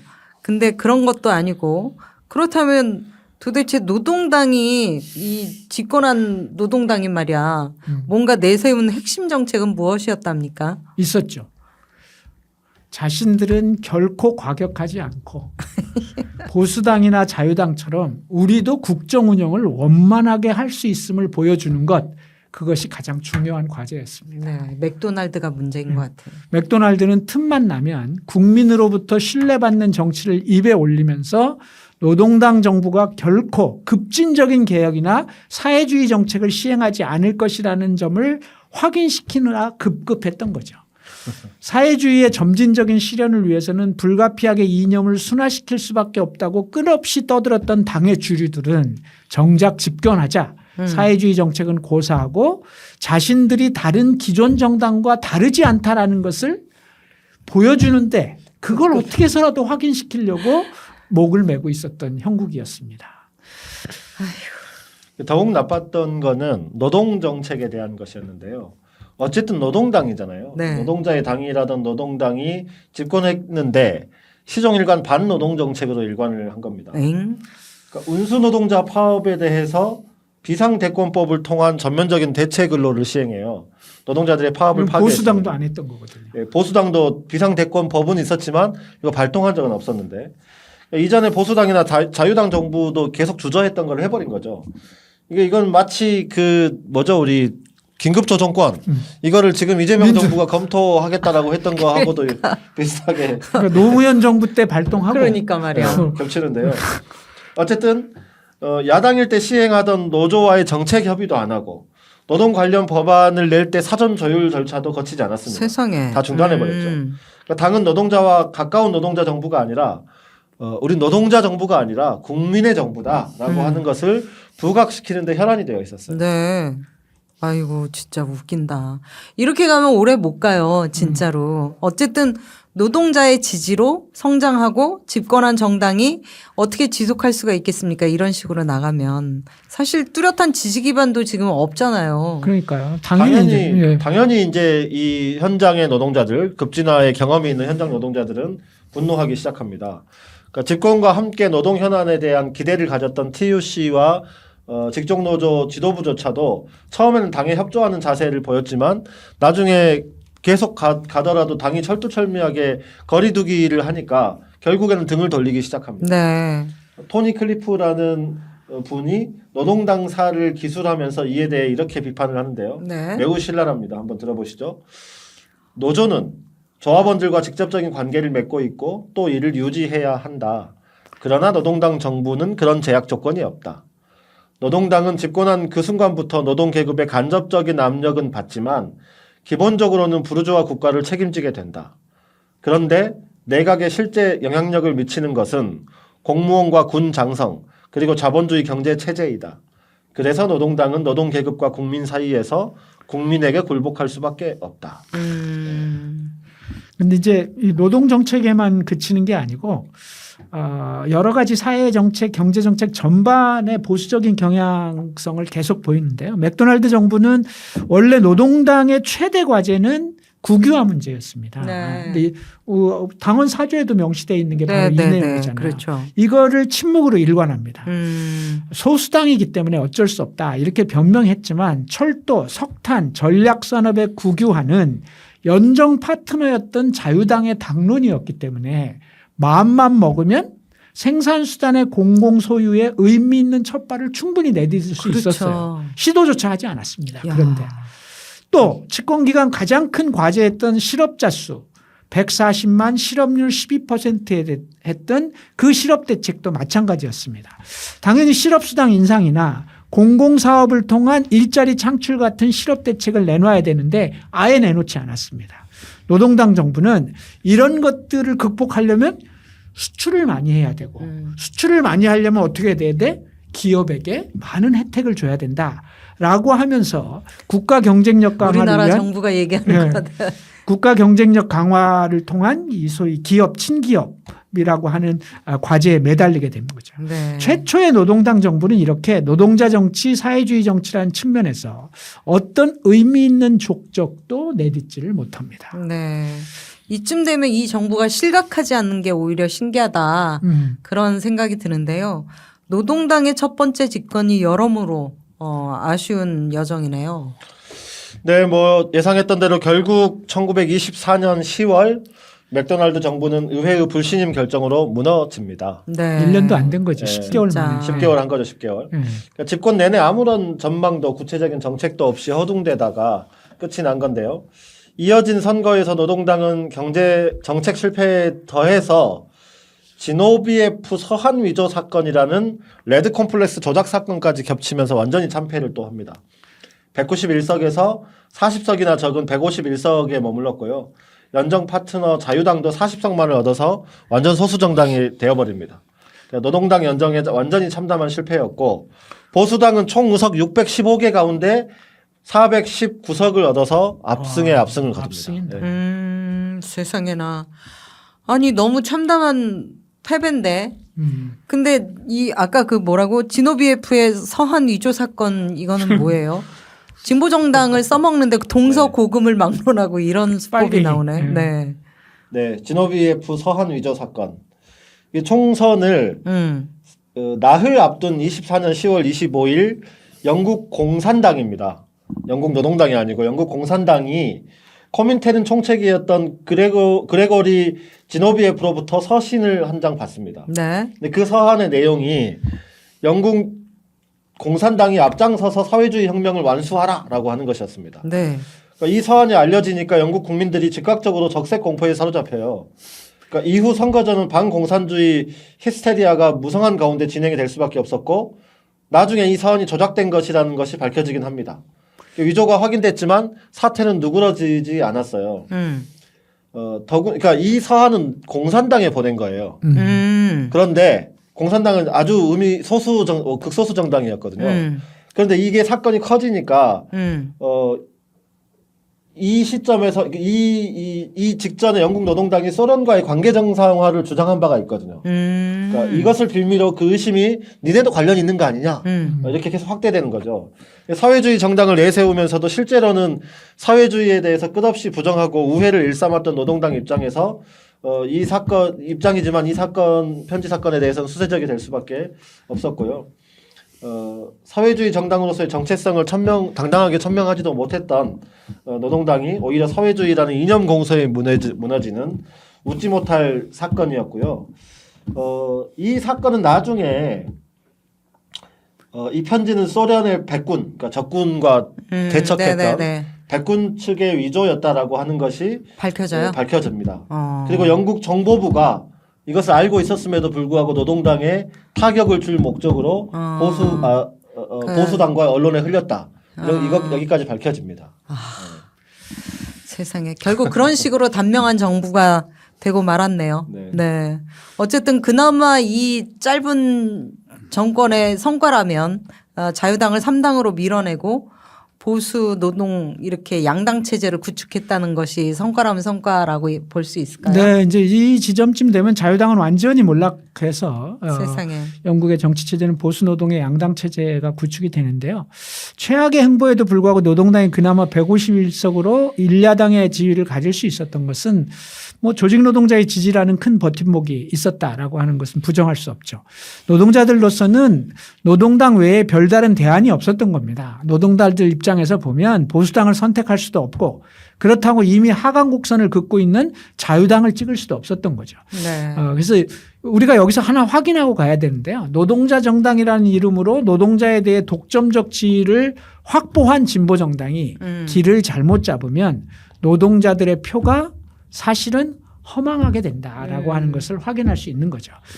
진보 정치 자체에 위기가 될 수밖에 없다는 것, 이런 점을 우리가 좀 여기서 교훈으로 받았으면 좋겠습니다. 네. 네. 전곡을 찌르는 말씀이네요. 이름도 함부로 가질 일이 아니라는 생각입니다. 네. 네. 자, 이제 실각한 노동당 그리고 그 정체성도 무너지고 노동자도 실망한 그 정당 앞으로 어떤 회생 전략을 세울지 진짜 궁금한데요. 자, 오늘은 여기까지 아쉽지만 해야 되겠습니다. 자, 그 다음 이야기는 4부에서 듣는 걸로 하는데요. 영국 노동당사는 4부에서 끝나나요? 네. 다음 4부를 끝으로 이번 에피소드 영국 노동당과 우리의 진보 정치는 마치려고 합니다. 네. 동시에 붉은 오늘 시즌 4도 같이 마치고 잠시 쉬려고 합니다. 그동안 2년 정도 진행했는데요. 잠시 쉬면서 더 좋은 내용으로 준비해서 시즌 5로 다시 찾아올 수 있을라나 모르겠네. 어쨌든 다시 시즌 5로 찾아뵐 생각입니다. 향후 네. 계획과 관련해서 다음 4부에서 한 번 더 말씀드리도록 하겠습니다. 네, 알겠습니다. 시즌 5로 오려면 우리 청취자 여러분들의 열화 같은 응원이 있어야 되지 않을까 네, 생각합니다. 네. 위원장님. 네. 자, 그러면 다음 마지막 방송 영국 노동당 4부를 네, 시즌 4의 마지막이기도 하니 많이 들어주시고요. 자, 오늘 방송 여기서 마치겠습니다. 두 분 수고하셨습니다. 네, 수고하셨습니다. 고맙습니다.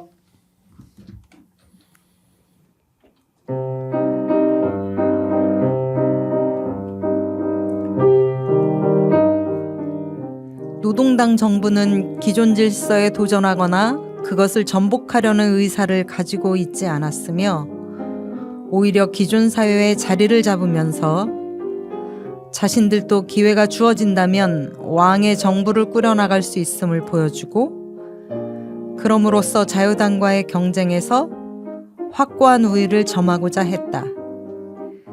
그들에게 중요한 건 정부 운영 경험이 없는 노동당도 훌륭히 수행할 수 있음을 과시하는 일이었다. 램지 맥도날드 전기에서 데이빗 마르칸트가 지적한 맥도날드 정보의 한계였습니다. 이 말은 단지 맥도날드 정부에만 해당되는 이야기는 아니라는 생각도 듭니다. 과거에 일정한 지지를 갖고 있던 우리 진보 정당들 또한 이러한 한계를 여지없이 드러냈고 그것이 오늘날 진보 정치의 추락의 한 요인이 아니었을까 생각해 보게 됩니다. 과거의 거울을 들여다보며 오늘 새로운 진보 정치의 길을 함께 찾아보았으면 하는 바람입니다. 다음 시간에 뵙겠습니다.